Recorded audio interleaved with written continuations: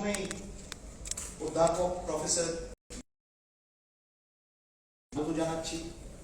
উনি আমাদের প্রত্যেক উদ্যোগে, প্রত্যেক প্রোগ্রামে সামিল থেকেছেন, সক্রিয় থেকেছেন এবং একাধিক বই doctor Shyama Prasad Mukhopadhyay research foundation থেকে যে প্রকাশিত হয়েছে, একাধিক বইয়ে উনি হলেন এডিটর এবং আজকে না গত 8 বছর ধরে আমাদের সাথে সক্রিয় আছে। তাকে আমরা স্বাগত জানাচ্ছি। Welcome you with a great sense of joy and gratitude for having taken time out from such a busy schedule, and thank you so much.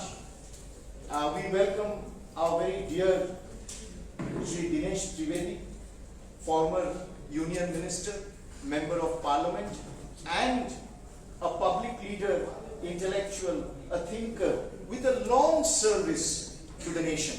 I think he is the right person to be here with us today and to discuss such an important tome that has been brought out. Thank you, Dinesh. With a great amount of respect, my former Vice Chancellor, my in the sense I don't indicate that I'm the Chancellor of Jadavpur University.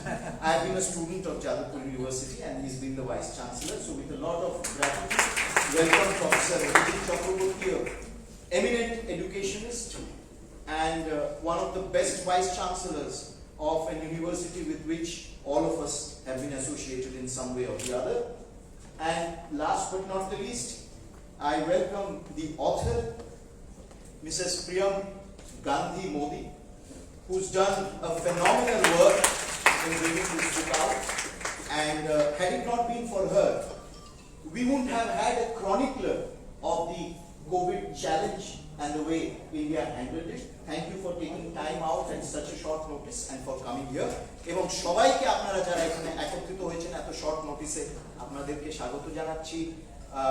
রাজ্যের এবং দেশের বিভিন্ন, এই কলকাতার বিভিন্ন প্রান্ত থেকে এসেছেন, কেউ কেউ আজকে নর্থ বেঙ্গল থেকেও এসে গেছেন। সবাইকে ধন্যবাদ জানাচ্ছি আপনাদেরকে।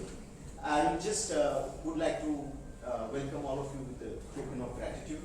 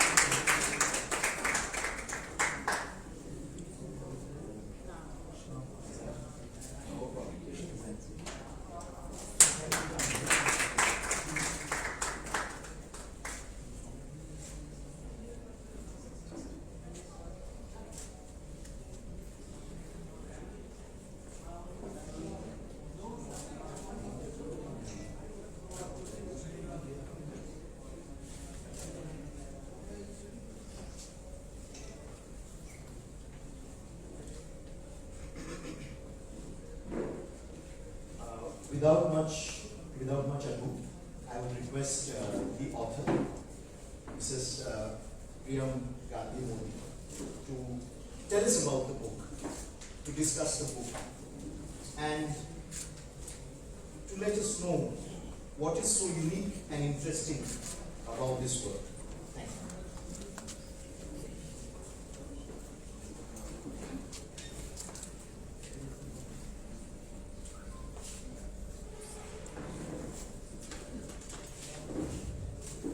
Good evening, everybody, and a very warm welcome to all of you present here today.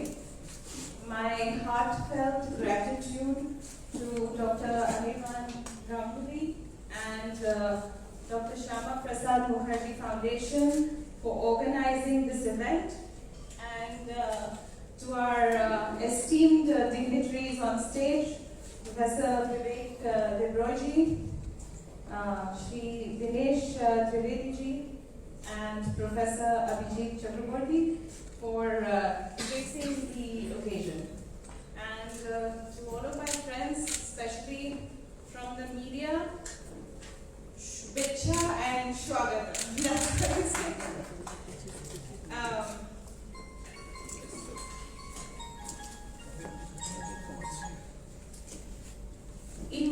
2020, when the virus from China started to spread in various countries in the world, parts of Europe, the US, UAE, Iran, the global community predicted a doomsday situation for India, for Bharat. They said that there will be mass deaths and bodies piled up, either due to disease or due to starvation. Not only that, the global community also said that because of India's weak pandemic response, the global response to the pandemic will suffer. But what the global community forgot was that when the crisis struck, and even today, India is led by such a leader who, and perhaps the only human being who is capable and who was capable of leading us out of this crisis. Our Honorable Prime Minister, Shri Narendra Bhai Modi.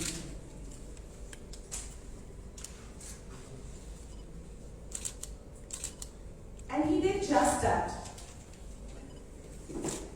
He involved all arms of government. He involved the private sector. He took charge of the situation. He got involved in vaccine production, vaccine manufacturing. He stimulated the economy. He maintained a direct line of communications with the people of India, all 1.4 billion of us, and he slowly got the country out of the pandemic.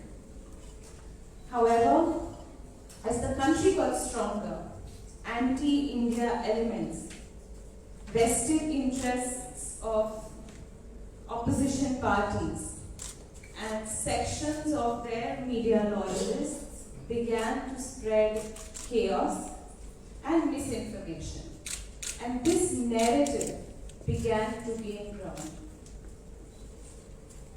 From politics over the migrants crisis, to discrediting our vaccines, to discrediting our now globally hailed vaccination drive, to the state of the economy, everything, all of it was questioned by the opposition.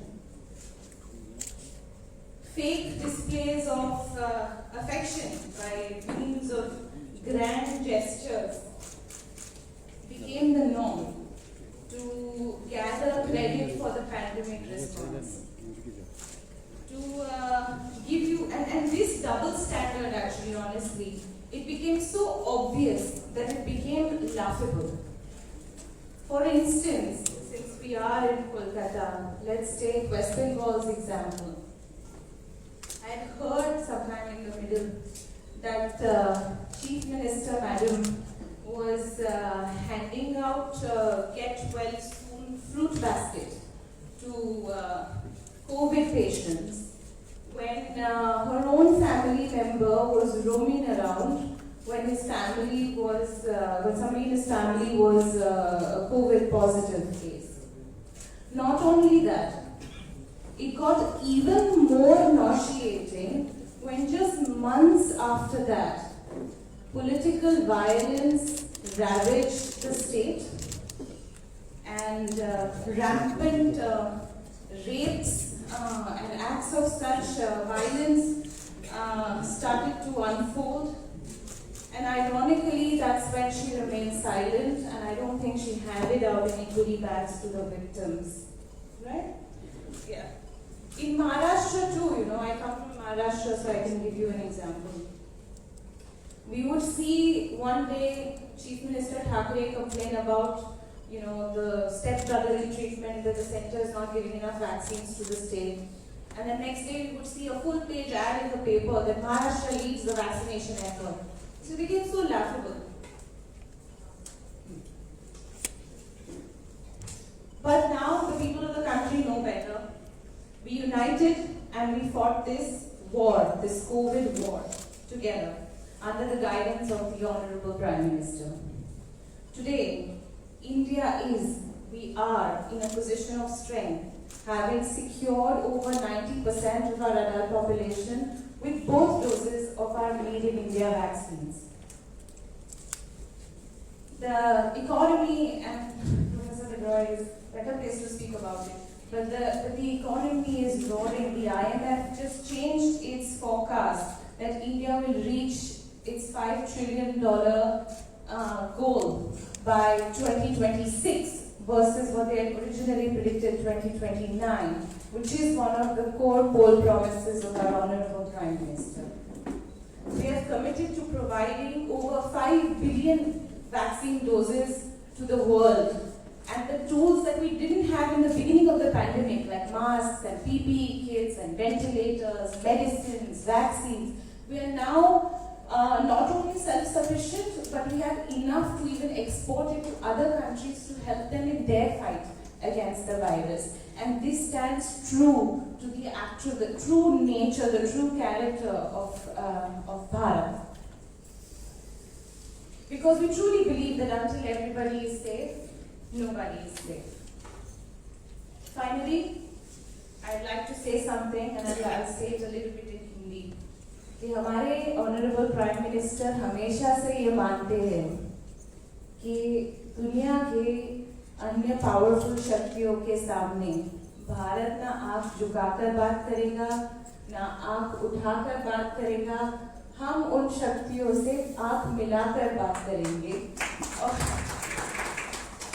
और century में एक बार आने वाली Covid जैसी महामारी को अवसर में बदलकर आत्मनिर्भर बनकर हम दुनिया की सबसे पावरफुल शक्तियों के साथ आंख मिलाकर बात करने की आज क्षमता रखते हैं. So finally, I hope that you come away with the same sense of pride for our country, India, Bharat, as I have from writing the book. Jai Hind and thank you.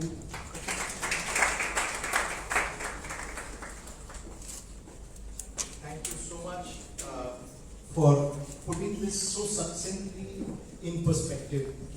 And I think all of us heard when Prime Minister Modi actually made that remark. And I don't think I have heard any other Prime Minister say it so starkly, and that too saying it now on the 75th year of India's independence. Thank you so much for this very interesting and brief description of the book. We'll now have a release of sorts, the book in Kolkata.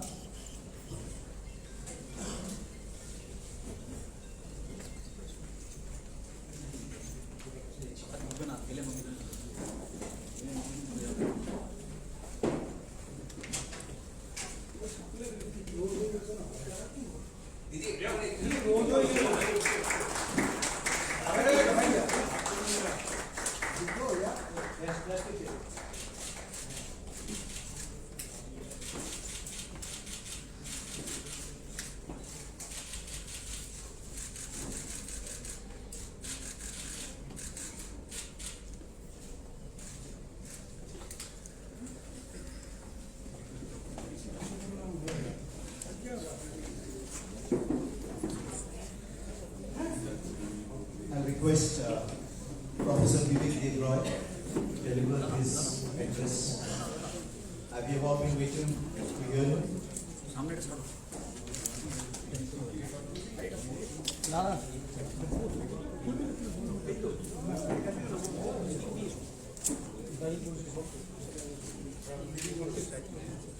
Dr. Nirvan Ganguly, the author, Mrs. Priyam Gandhi Modi, my dear friend Dinesh Trivedi, Professor Abhijit Chakravarti, and ladies and gentlemen, অনেকবার একটু মুশকিলে ফেলে দিল, বুঝতে পারছি না বাংলায় বলবো না ইংরেজিতে বলবো, বাংলায় বলার ইচ্ছে, কিন্তু বাংলায় বললে বইয়ে নিন্দে করলে তো লেখিকা বুঝতে পারবেন না, এই জন্য ইংরেজিতেই বলা ভালো। The book is titled A Nation to Protect. It's the most unusual book, and I will tell you later why it's the most unusual book. And I'm delighted I got an opportunity to read it. But first I want to digress and talk about a nation to reflect. And there are some points I want to make because of paucity of time, almost in bulletin fashion. What happens if there is suddenly an epidemic?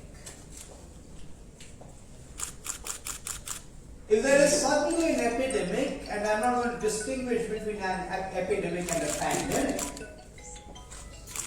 the last time the world witnessed anything like this was at the time of the Spanish flu, about 100 years ago. If we suddenly witness and are faced with an epidemic or a pandemic, the law that still governs us is the Epidemic Diseases Act of 1897. And what does the Epidemic Diseases Act of 1897 say? The Epidemic Diseases Act of 1897 says that the Union government has no powers to do anything except at the border. The only thing the Union government can do is at the border. That's all. That's the law. We are used to lockouts. Who declares a lockout? What is a lockout? I don't mean lockout in West Bengal. Involuntarily, I say lockout, I mean a lockdown. Who declares a lockdown? Does the state government have the powers? Is it the DM under section 144? Who declares? A complete lack of clarity in governance. So that's point number one. Suddenly we are confronted with a calamity. We don't know who possesses the powers. And it's not as if we did not know this. You will say, aha, there was the National Disaster Management Act of 2005. Ask yourself, under what constitutional provision was the Disaster Management Act passed? If I am passing a piece of legislation, it has to be under the 7 schedules. Under the 7th schedule, the National Disaster Management Act was passed under NT 33, which is on social security. So a National Disaster Management Act was passed under the provision of social security.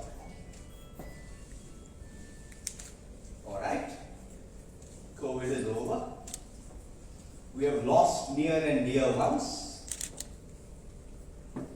And now, those of us who survive would like to drink. Drink as in not just water, proper drinks. So we don't want to go necessarily to a liquor shop. We want online delivery of liquor also. The Excise Acts do not permit online delivery of liquor. So under what provision of law have state governments allowed online delivery of liquor? National Disaster Management Act. Check it out. Some of you are looking at me with disbelief. So here is a National Disaster Management Act which was used for COVID, and now post-COVID is being used for online delivery of liquor. Under the National Disaster Management Act, all districts were supposed to formulate disaster management plans. How many of them did so? A after COVID, several have unsatisfactorily. Pre-COVID, very few of them did. Take something like a law on epidemics and natural disasters, man-made or artificial. The Second Administrative Reforms Commission recommended that there should be such a piece of legislation. Do we have it? We don't. As a result of COVID, we face the problem of migrant labor. We did not have tabs on migrant labor, which meant that portability of various services became difficult. The Interstate Migrant Workers Act was passed in 1979. Whose job was it to implement it? It was the job of the states. Did the states implement it? No. As a country were we bothered? No.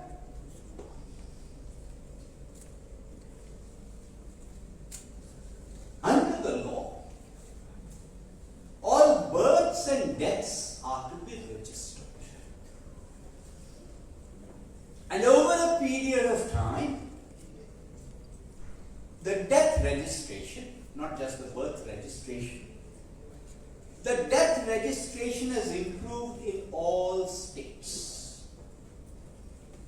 Even in the midst of COVID, vindicated by the 5th version of the National Family Health Survey. Death registration is one thing. Certifying the cause of death is a completely different proposition. The certification medically of the cause of death. Did we know that the state of affairs so far as medical certification is concerned was unsatisfactory? Of course we did. Were we bothered? No, we weren't. And let me stress that health is not even in the concurrent list. Health is completely a state subject.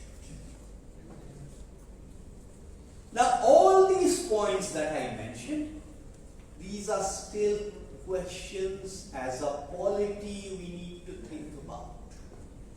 Particularly because health is a state subject, and that's why I said a nation to reflect.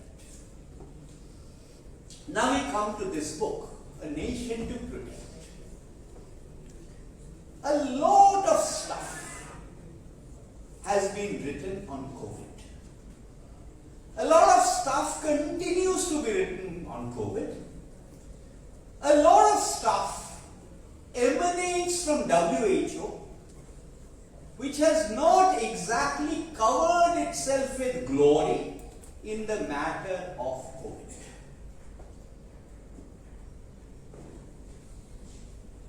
We have circumstantial evidence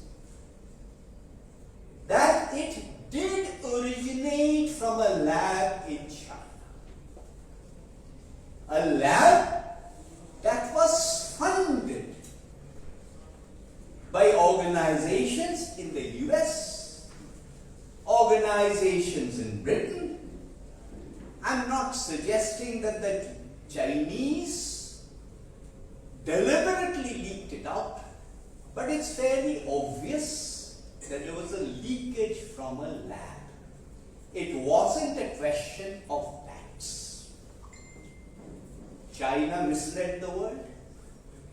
WHO misled the world. And we were suddenly confronted with this crisis. Every epidemic, every plague, every pandemic down the years has resulted from cross-border movements of labor. If you have cross-border movements of labor, you benefit, but you are also exposing yourself to the risks. And it was no different in this particular case. Had we been completely insulated and isolated, no COVID would have happened. But that's impossible. So starting with Kerala, we had this. We had the first phase, we had the second phase, and the second phase was the worst throughout the country. And many of us, as I said, we lost our near and dear ones. Obviously, union government had to act. Union government could not have said, we have limited powers under the Epidemic Diseases Act. Let's take Government's Act. That would have been a logically untenable proposition. But do note a consequence of what I said, that if under the National Disaster Management Act, ICMR said that these are the norms for testing, these are the norms for treatment, those are just indicative. Those are not mandatory on state governments. Naturally, there is a trade-off which he describes between clamping down on economic activity through a lockdown and handling the epidemic. When it comes to that trade-off, obviously, lives are more important than livelihood. Since May 2014, this government has done a lot for the rural sector. Why am I particularly flagging the rural sector? Because the base for doing this was the SECC, something called the SECC, and the SECC is far more robust for the rural sector than for the urban sector. Apart from the fact that the rural sector was medically not exposed as much to the virus, it is also a fact that because of what this government has provided to the rural sector in the form of basic necessities, India's rural sector did not suffer. And had it not been, as she herself, as the author herself said in her initial remarks, had it not been for the Russia-Ukraine crisis, by now the economy would have recovered to pre-pandemic levels. Whatever metric you use, compared to many so-called developed countries, India has performed rather well on COVID. Whether it is infections, whether it is mortality, or even recovery in terms of the economic recovery. There were people who wished that India should fail. Some of them, and she mentions them by name, are domestic media individuals and commentators, and some of them are Indians writing abroad. There were models with alarming figures suggesting that India would fail, and there continue to be reports about excess deaths in India. There was a recent one by WHO, which of course does not give us the data so that it can be subjected to external scrutiny. But let me make one obvious point. It is very difficult for deaths not to be Now don't get me wrong, I'm not saying that 100% of deaths are registered just as 100% of births are not registered. But it is very difficult to argue that as a result of COVID, death registration declined. During the period of lockdown, it is possible that death registration was postponed. If I am not going out of my house, then how on earth am I going to get the death registration? But saying that deaths were misattributed to other causes as opposed to COVID is completely different from saying that deaths were not registered. These are two completely different arguments, and we should not mix them up as WHO does. As I said, a lot has been written about COVID. What is special about this book? What is special about this book is that it has a lot of inside information. And I don't think that is because of her surname or the second part of her surname, nor do I think it is because of the first part of her surname. It almost reads like a diary. Because it reads like a diary, and because she had access to inside information, you form some understanding of what was done, why it was done, how it was done, when it was done. So the motives of the principal actors become clear to you, unlike all the other stuff that you may have read on COVID, and all of us have read a lot of stuff on COVID. So this is the great utility of this book. That inside information, and I inside the information and I'm not using it in a negative sense, which gives you the rationale. And then you begin to understand, after all, COVID was a situation where you suddenly had an exogenous shock. There was uncertainty. Given that uncertainty, given that lives were at stake, you don't expect union government to say, thank you very much, health is a state subject, I'm not going to do anything. What was done? How was it done?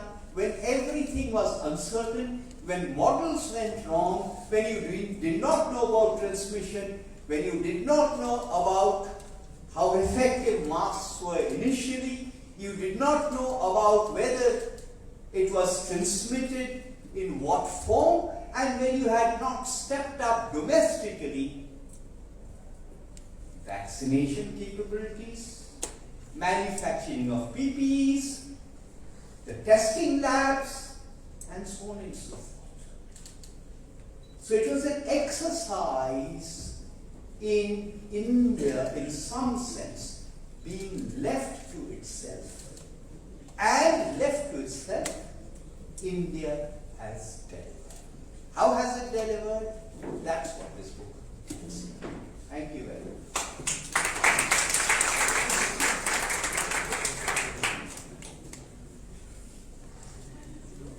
I think, as always, extremely inspiring. And the points, I think the core point, the fundamental point has come, why this book is special. And a nation to reflect. I think that's a very interesting term that Professor Devroy has put before us. This book has a lot of inside information, not insider the way we are accustomed to understand it. And it almost reads like a diary. That is very unique about the book. And it gives us clearly the motive of the principal actor and why did he do what he did. This sets it apart. Thank you so much for putting it so beautifully and so inspiringly. I would request Sri Dinesh Trivedi ji to share his thoughts on the book.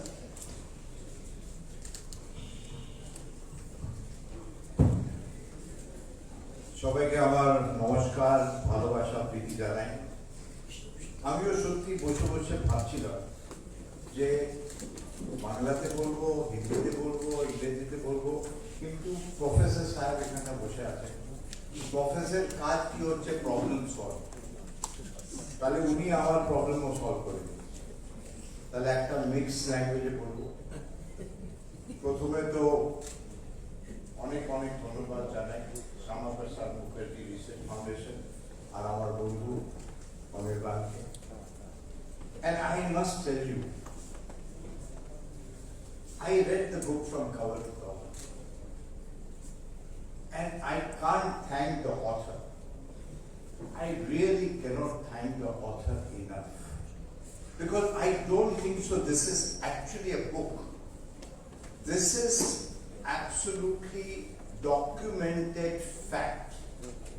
It is like showing the sun. You can't show a mirror to a sun, it's there. Unfortunately, everything was lost. And obviously, I didn't expect the Honorable Prime Minister, which is not his habit, to go and tell this is not, but this was the fact. So you have done enough of research. Thank you very much, and let's give her a very big hand. So what is it all about? I will just tell you the way I feel. And I am not standing on a political platform. The fact of life is, this has introduced us to ourselves. As Indians, what are we? Every generations go through some kind of a trauma. Every generation. If we spoke to a grandfather, they will talk about the war, one war or the other. Our parents would talk about something, cholera, typhoid, when there were no medicines. Now this generation, we landed ourselves, the whole world, with the pandemic. And look at the nature.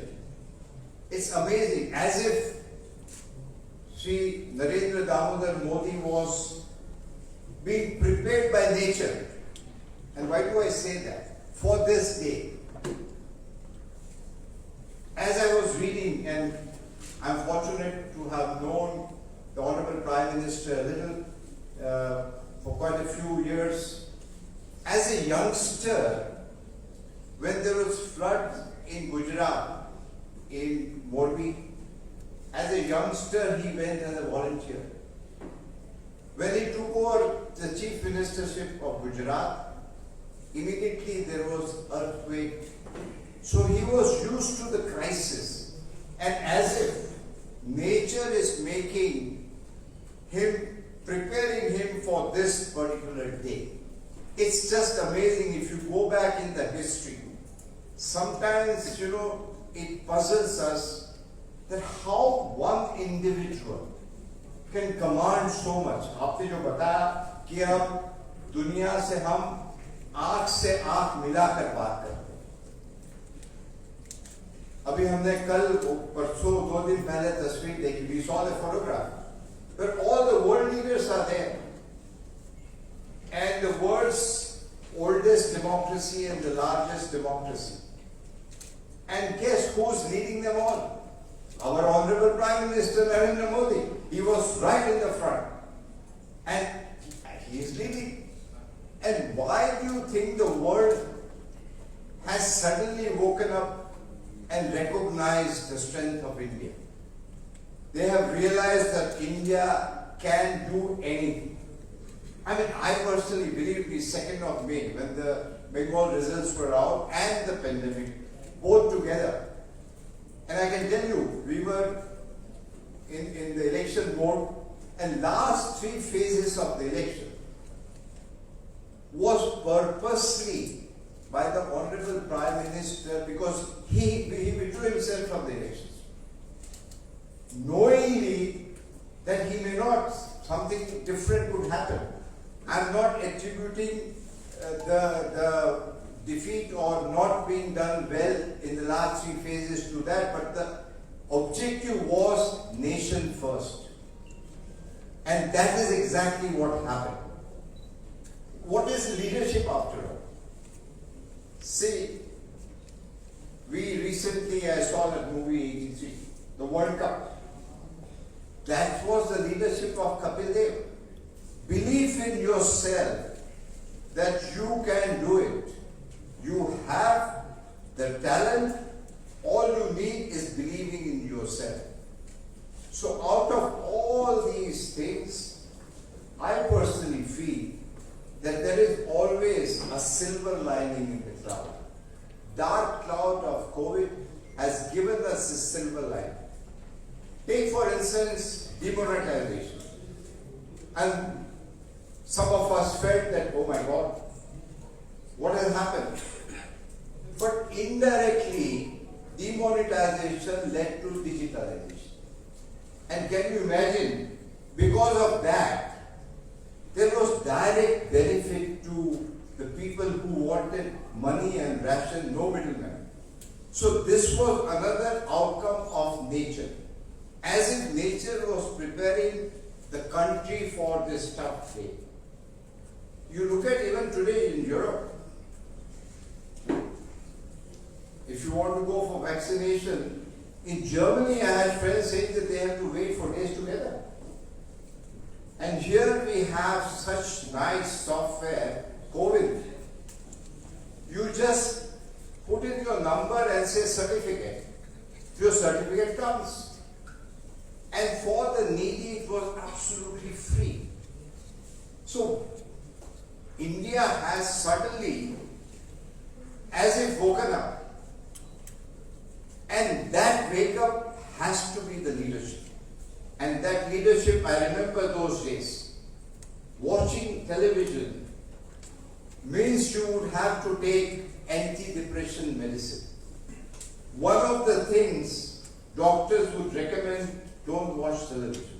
And I'm surprised that some of them, and I don't want to name anybody in the media, but as if it's all over. As if we are in a boat and the boat is leaking from all over and we are in the middle of the ocean. That point in time, the Prime Minister of India or Government of India did not react because 24/7 everybody was working. And a wonderful line which I read when you interviewed the Honorable Prime Minister. Honorable Prime Minister said that what I did, that I got the bureaucracy together. As if he was preparing them for this day. And the bureaucracy was file sensitive. Instead of file sensitive, I made them life sensitive. And that is what has changed the entire country, that we believe in ourselves. Like Professor Devroy just mentioned, and I was a junior health minister, health is purely a state subject. The central government can only monitor the price line of medicine, etc. But it's entirely a state subject. And in that state subject, what happens?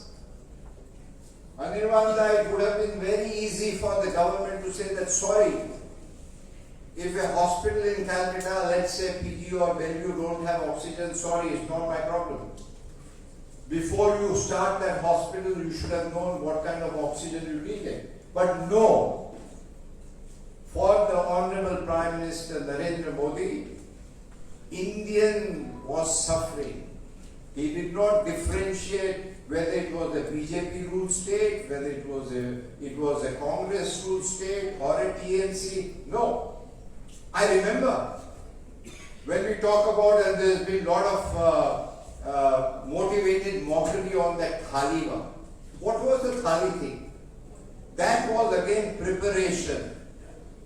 And that was a test that, look, we are all together and we have to thank the doctors. I was in Trinamool Congress, believe it. Everybody in my family, we went out on the street and exactly did what we were supposed to do, rang a bell on the Thali. That was showing that we are together. What was the lighting of the lamp? Everybody knows that nobody was telling that COVID is going to go away. It was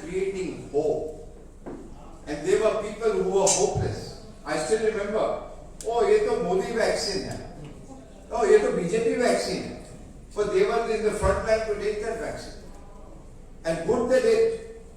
So, at the end of it, what are we today? And one of the things I would have loved to read in your introduction, you had mentioned. Let me read it. Although my experience of reading has not been very happy, because the last what I read was the Union Railway budget, and you know what happened after that. Publicly using. So it says, we are now in the age of New India, which is stronger, infringing in its resolve to grow and undeterred by crisis. We are no longer discovering our place in the world, but confident in our contribution towards humanity and the globe.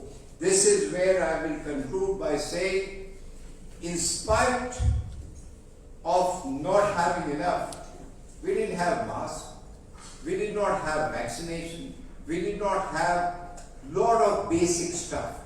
But in no time we created. And again in the book you mentioned that the Honorable Prime Minister would wear a muffler, indicating that if you do not have the mask, wear the muffler, doesn't matter. Cover your nose and your mouth. Before even the world discovered the vaccines, Honorable Prime Minister went to 3 vaccine manufacturing institutions. And in no time the vaccines came. So let us celebrate this. And again, I would love to thank you. And I was just mentioning to Anirban and the author and Professor Saab that this book is a must read. I think every school, every college, and it should be translated in every vernacular language. We must understand what leadership is all about. We must understand the strength of India. Jai Hind, Vande Mataram. Thank you so much, Dinesh Bhai. Coming from you, from someone who has known Honorable Prime Minister, you were very modest in saying that you have known him for years, but I know you have known him for decades. You have seen him in those difficult days in Kutch, and you have seen him today. And I believe you have made the right decision also. But the points that you have brought out from the book, I think that is what has galvanized each one who has not only been involved in this entire handling of the crisis, but all those of us who have seen it, who have passed through it from the margins. Thank you so much for being so candid, and I think both of you make a very formidable combination in your own way and in your own right. Thank you so much. I'll request Professor Abhijit Chakraborty, former Vice Chancellor, eminent educationist, to share his thoughts on this book.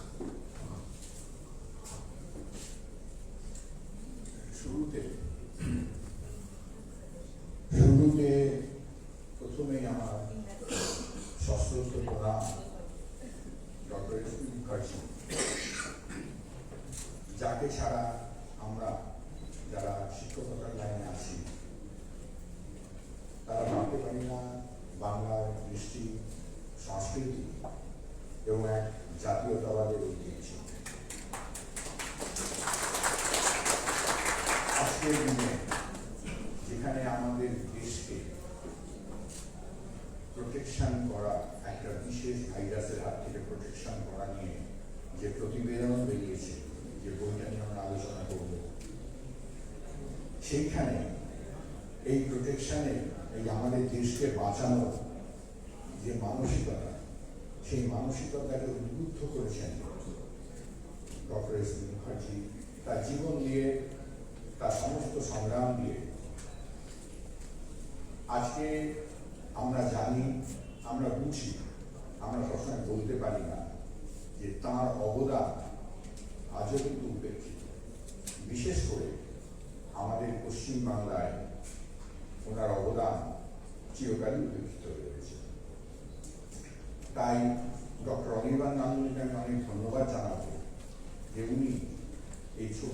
লিখেছেন আমাদের প্রত্যেককে মনে করিয়ে দেওয়ার জন্য, হয়তো যে আজকের দিনে এই ধরনের মানুষের পায়ে প্রণাম জানানো আমাদের আশু কর্তব্য। A very good evening to the respected dignitaries on the dais, ladies and gentlemen of the dais. I feel privileged to be here today in this occasion of releasing a very unique book, excellent book. I am not at all a good orator, nor an expert in social science. By profession, I am a simple electrical engineer.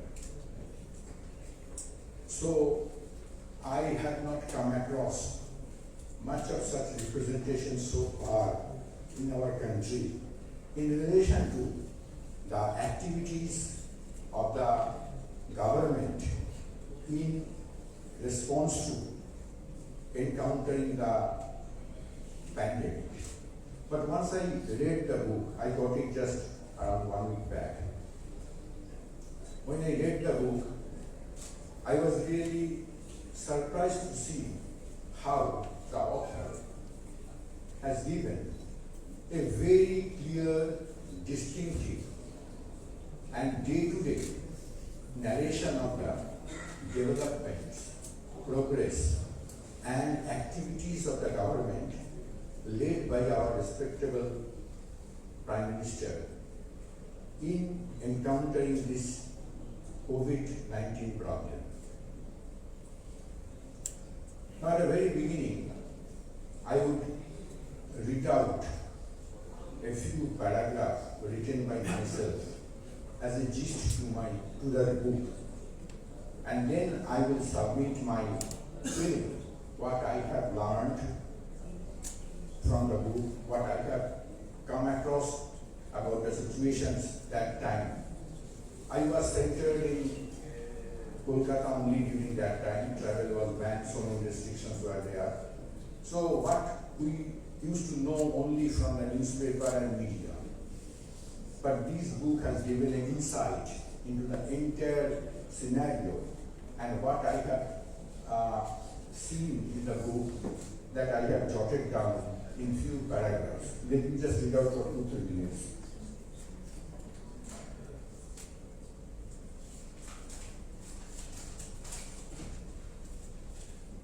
The world witnessed mass deaths, sufferings, and devastation of economy in the year 2020 and 2021 due to coronavirus pandemic.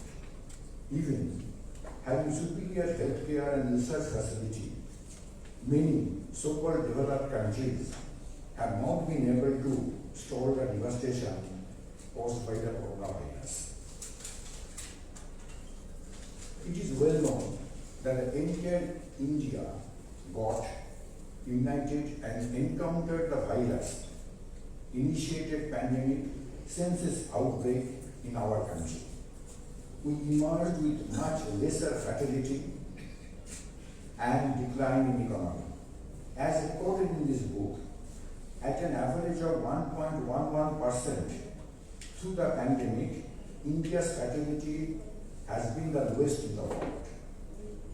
We have noticed that despite of total and partial lockdowns in different periods of time in 2020 and 21, our country has managed to get back with surging economy under the leadership of the respected Prime Minister.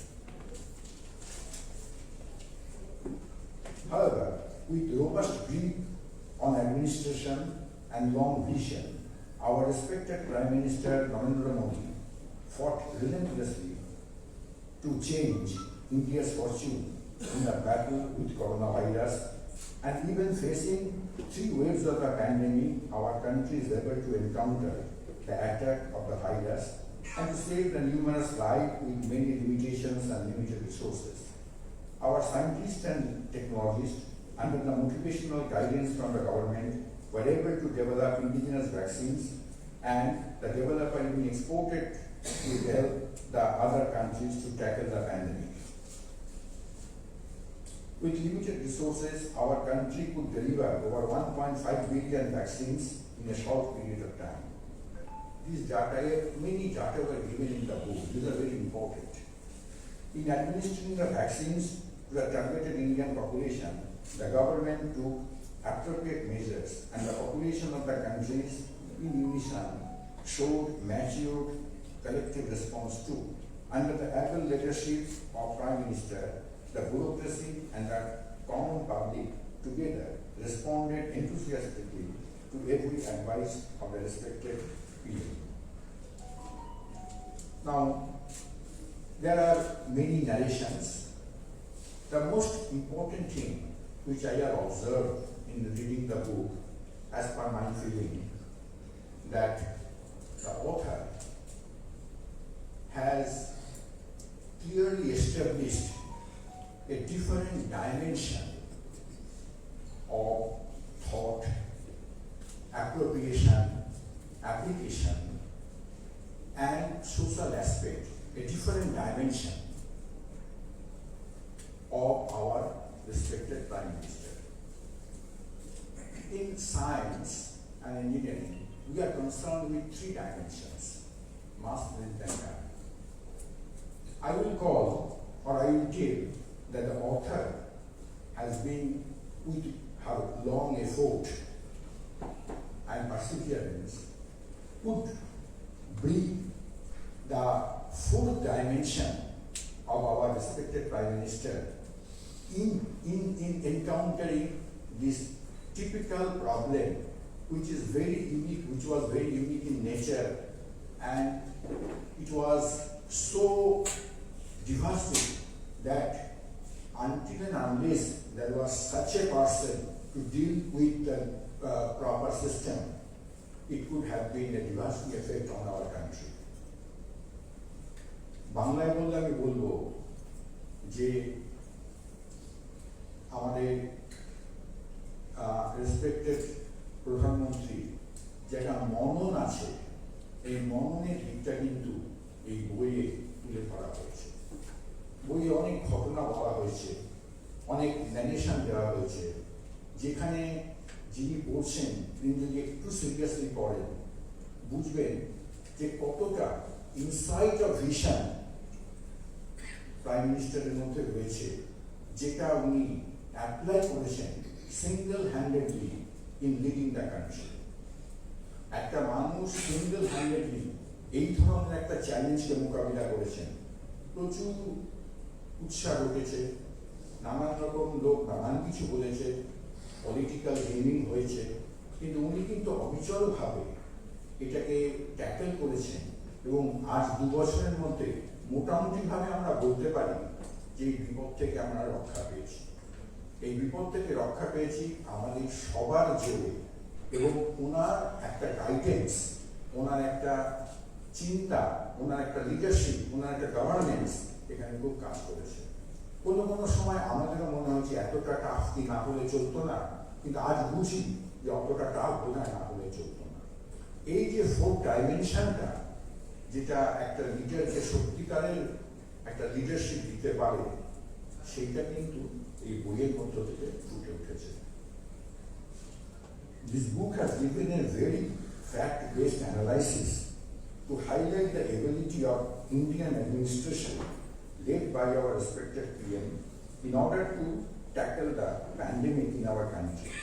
This book is unique in all respect and presented an insight on how the administration under the able leadership of the respected Prime Minister secured the health of the entire nation in the severest period of global crisis. The author have presented extended conversations with the respected PM at several places in this book too. The author established how the views and perspective of the respected PM provided meaning behind many of our government initiatives during the course of the pandemic. The information provided in this book appears to be exhaustive, accurate, and important. I convey my best wishes to the author as well as to the publisher for presenting such an evidence-based excellent book. এই প্রসঙ্গে আমি শেষে বলবো যে একটু আগে দীনেশজি যে কথাটা বলে গেলেন যে এই বইটি সমস্ত ভাষায় ট্রান্সলেশন হওয়া দরকার। It needs to B translated in all Indian languages, যাতে আমরা সাধারণ মানুষরা বুঝতে পারি কি কঠিন সময়ের মধ্য দিয়ে আমরা এসেছি এবং একজন মানুষ একা লড়াই করে আমাদের দিক দেখিয়েছে এবং সেই পথে আমরা কালেক্টিভলি চলতে পেরেছি বলেই আমরা কিন্তু আজকে এই ক্রাইসিস থেকে খুব সামান্য বলিদান দিয়ে বেরিয়ে আসতে পেরেছি। আমার বিশেষ অনুরোধ, আপনারা কেউ বইটিকে কোনো পলিটিক্যাল অ্যাঙ্গেল থেকে দেখবেন না, এটাকে একটা পিওর একটা এফোর্ট, একটা সত্য প্রতিষ্ঠা করার এফোর্ট হিসাবে আপনারা ধরবেন এবং সেইভাবে আপনারা জানবেন এবং 5 জনকে জানাবেন। আমাদের যারা স্বল্প শিক্ষিত আমাদের মধ্যে রয়েছেন, আমাদের বাড়ির কাজের লোক থেকে অন্যান্য লোক, তাদেরও কিভাবে এই ঘটনাগুলো হয়েছিল গল্পচ্ছলে যদি 2-4 কথা বলতে পারেন, তাহলে যিনি বইটা লিখেছেন আমার মনে হয় তার সাধনা অনেকটা বেশি চরিতার্থ হবে। এই বইটি আরো সমাদৃত হবে। It will be an asset in Indian literature. It's a descriptive narrative asset. I wish my best wishes for the author. Thank you.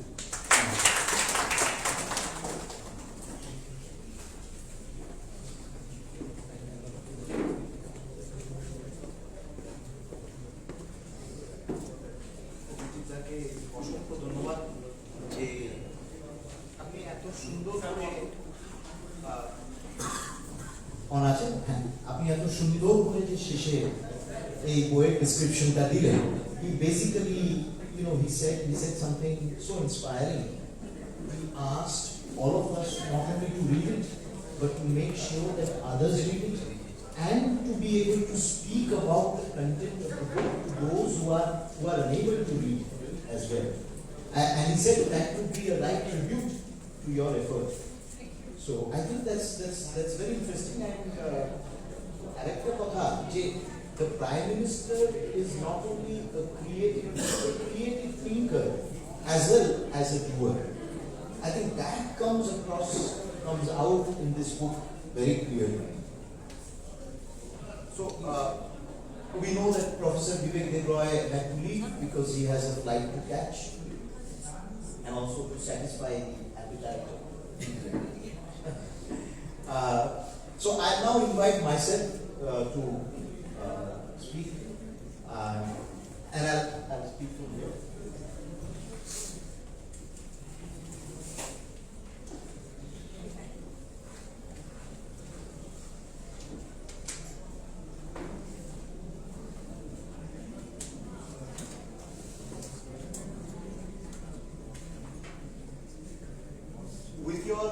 With your permission, I like to speak mostly in Bangla because I'll lapse into English occasionally.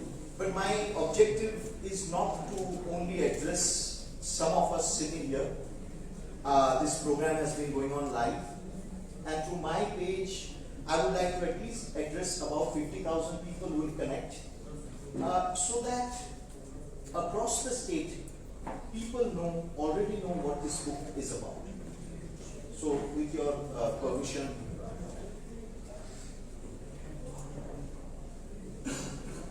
এই বইয়ের বিশেষত্ব কি এই কথা ওই একটু পেছনে এই হলের অ্যাকুস্টিকটা খুব ভালো, ওই জন্য পেছনে একটু কথা বললেই এখানে শোনা যাচ্ছে, হলের অ্যাকুস্টিকটা খুব ভালো, সেই জন্য এই বইয়ের বিশেষত্ব কি সে বিষয়ে খুব ডিটেইলে আমার পূর্ব বক্তা যারা ছিলেন তারা বলেছেন, এবং অনেক বিশেষত্ব এই বই সম্বন্ধে কিন্তু ফুটে উঠেছে। আমার প্রধান বিশেষত্ব যেটা এই বইয়ের মনে হয় সেটা হলো যে একটি মাত্র বই এবং একজন লেখিকা যাকে ভারতের প্রধানমন্ত্রী এই বইকে একান্ত সাক্ষাৎকার দিয়েছেন। 2 বছর 1.5 বছর নিরন্তর কিছু লোক, কিছু গোষ্ঠী কিছু দল তারা তাকে নিরন্তর আক্রমণ করেছে, পাবলিকলি আক্রমণ করেছে, কিন্তু তাদের উত্তর প্রতিউত্তর প্রধানমন্ত্রী দেননি। উনি যথাসময়ে এই বই এবং এই লেখিকাকে একটি সাক্ষাৎকার দিয়েছেন, অসাধারণ সাক্ষাৎকার।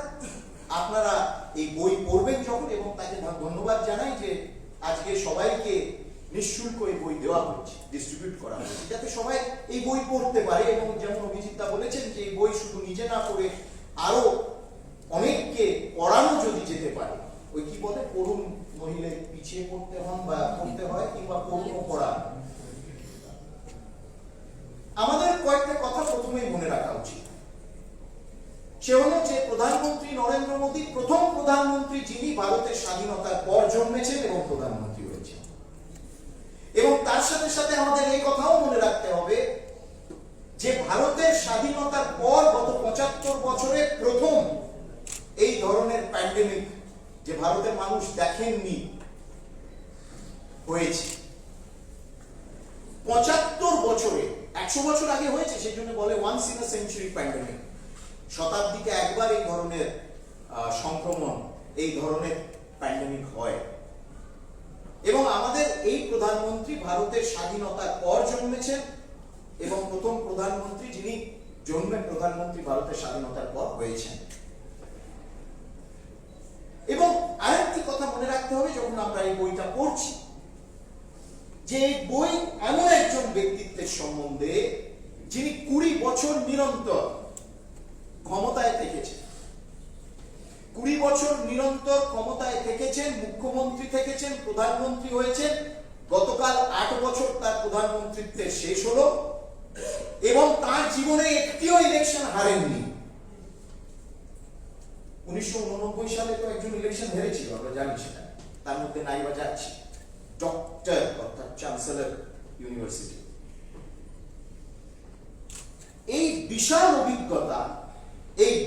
অভিজ্ঞতা নিয়ে যে অভিজ্ঞতা একেবারে তৃণমূল স্তর থেকে তার শুরু হয়েছিল, এবং এই প্রথম ইন্টারভিউতে, বইয়ের একেবারে ইন্ট্রোডাকশনে, ভূমিকায় সেই ইন্টারভিউতে বলছেন যে আমি দিনের পর দিন, বছরের পর বছর সারা ভারতবর্ষ ঘুরে বেরিয়েছি, মানুষের কাছে গেছি, মানুষের সাথে মিশেছি, মানুষের সাথে থেকেছি, তাদের দুঃখ সুখ এবং তাদের প্রতিদিনের জীবনে কি সংগ্রাম সেটা আমি জানি।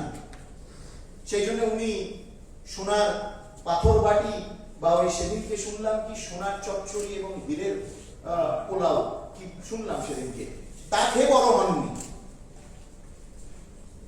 এবার আপনারা একটু ধৈর্য রাখবেন, আমি যদি একটু বেশি বলে ফেলি হাত তুলে দেবেন, থেমে যান। আমি দীনেশ ভাই থেকেও পারমিশন নিচ্ছি, আপনি একটু সময় নেব, কারণ আমি প্রিপেয়ার করেছি। আমি প্রিপেয়ার বলতে এইরকম অভিজ্ঞ ব্যক্তিদের সামনে একজন পূর্ব কেন্দ্রীয় মন্ত্রী, একজন বিশ্ববিদ্যালয় চালিয়েছেন এবং একজন প্রধানমন্ত্রীর প্রধান উপদেষ্টা আর্থিক বিষয়, তাদের সামনে বলবো বলে আমি প্রিপেয়ার করেছি। করতে করতে অসাধারণ লাগলো বইটা। আপনারা একবার উল্টে পাল্টে যখন দেখতে আরম্ভ করবেন, আনপুট ডাউনেবল একটি খবরের কাগজকে বলা হতো, এখন সেটা পুট ডাউনেবল। এই বইটা কিন্তু আনপুট ডাউনেবল, এবং সেই আনপুট ডাউনেবল প্রতিনিধিরা আসেননি এখানে। কারণ প্রধানমন্ত্রী নরেন্দ্র মোদী কিছু ভালো কাজ করলে সেটা কভার তারা করবে না, এটা উনিও বলেছেন, প্রধানমন্ত্রীও বলেছেন। তো প্রথমে বলি যে আজকে বসে যেটা মনে হচ্ছে আমাদের খুব স্বাভাবিক পরিস্থিতি, দীনেশদা মনে করালেন, অভিজিৎদা মনে করালেন যে আজকে মনে হচ্ছে খুব স্বাভাবিক পরিস্থিতি। ২ বছর আগে বুকে হাত দিয়ে, আপনারা ভেবে দেখুন, সবাই বুকে হাত দিয়ে বলুন যে আমরা সবাই ভেবেছিলাম যে কোনোদিন কি আবার স্বাভাবিক জীবনে আমরা ফিরতে পারবো কি না, এবং আমরা বেশিরভাগ মানুষ ভেবেছিলাম যে হয়তো পারবো না, কিন্তু কোথাও হ্যাঁ মনে ছিল যে প্রধানমন্ত্রী যখন নরেন্দ্র মোদী, হয়তো আমরা পার পেয়ে যাব, আমরা বেরিয়ে আসবো। এই বই ঠিক কিন্তু সেই মানসিকতার প্রতিফলন।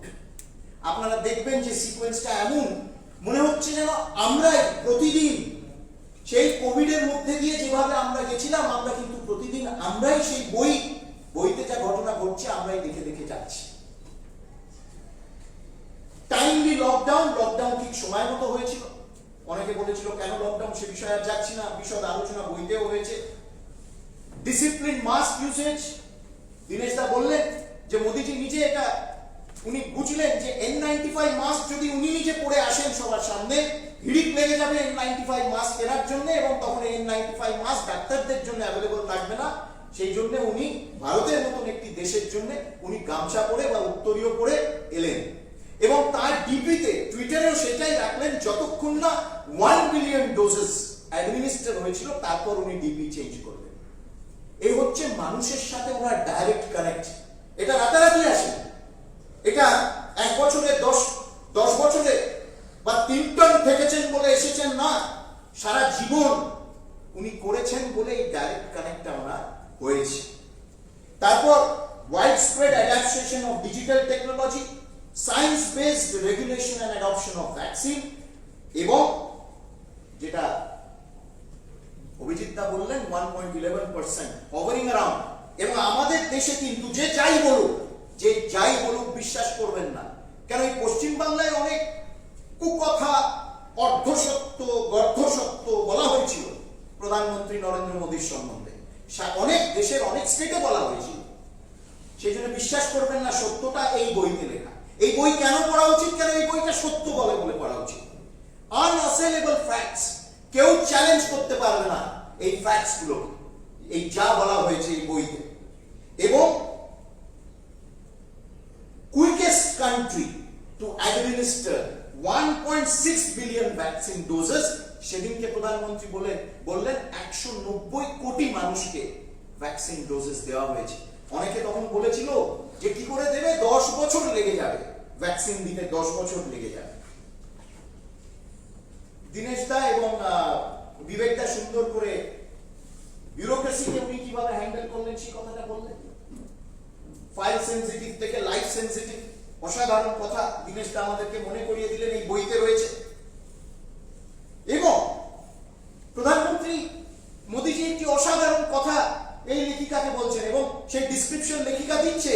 উনি যখন ঘরে ঢুকলেন, প্রধানমন্ত্রীকে দেখলেন যে আমাদের মতনই তো মানুষ, আমাদের মতনই তো, তার ইমোশন, তার চিন্তা ভাবনা, তার বোধ শক্তি ঠিক আমাদের মতো।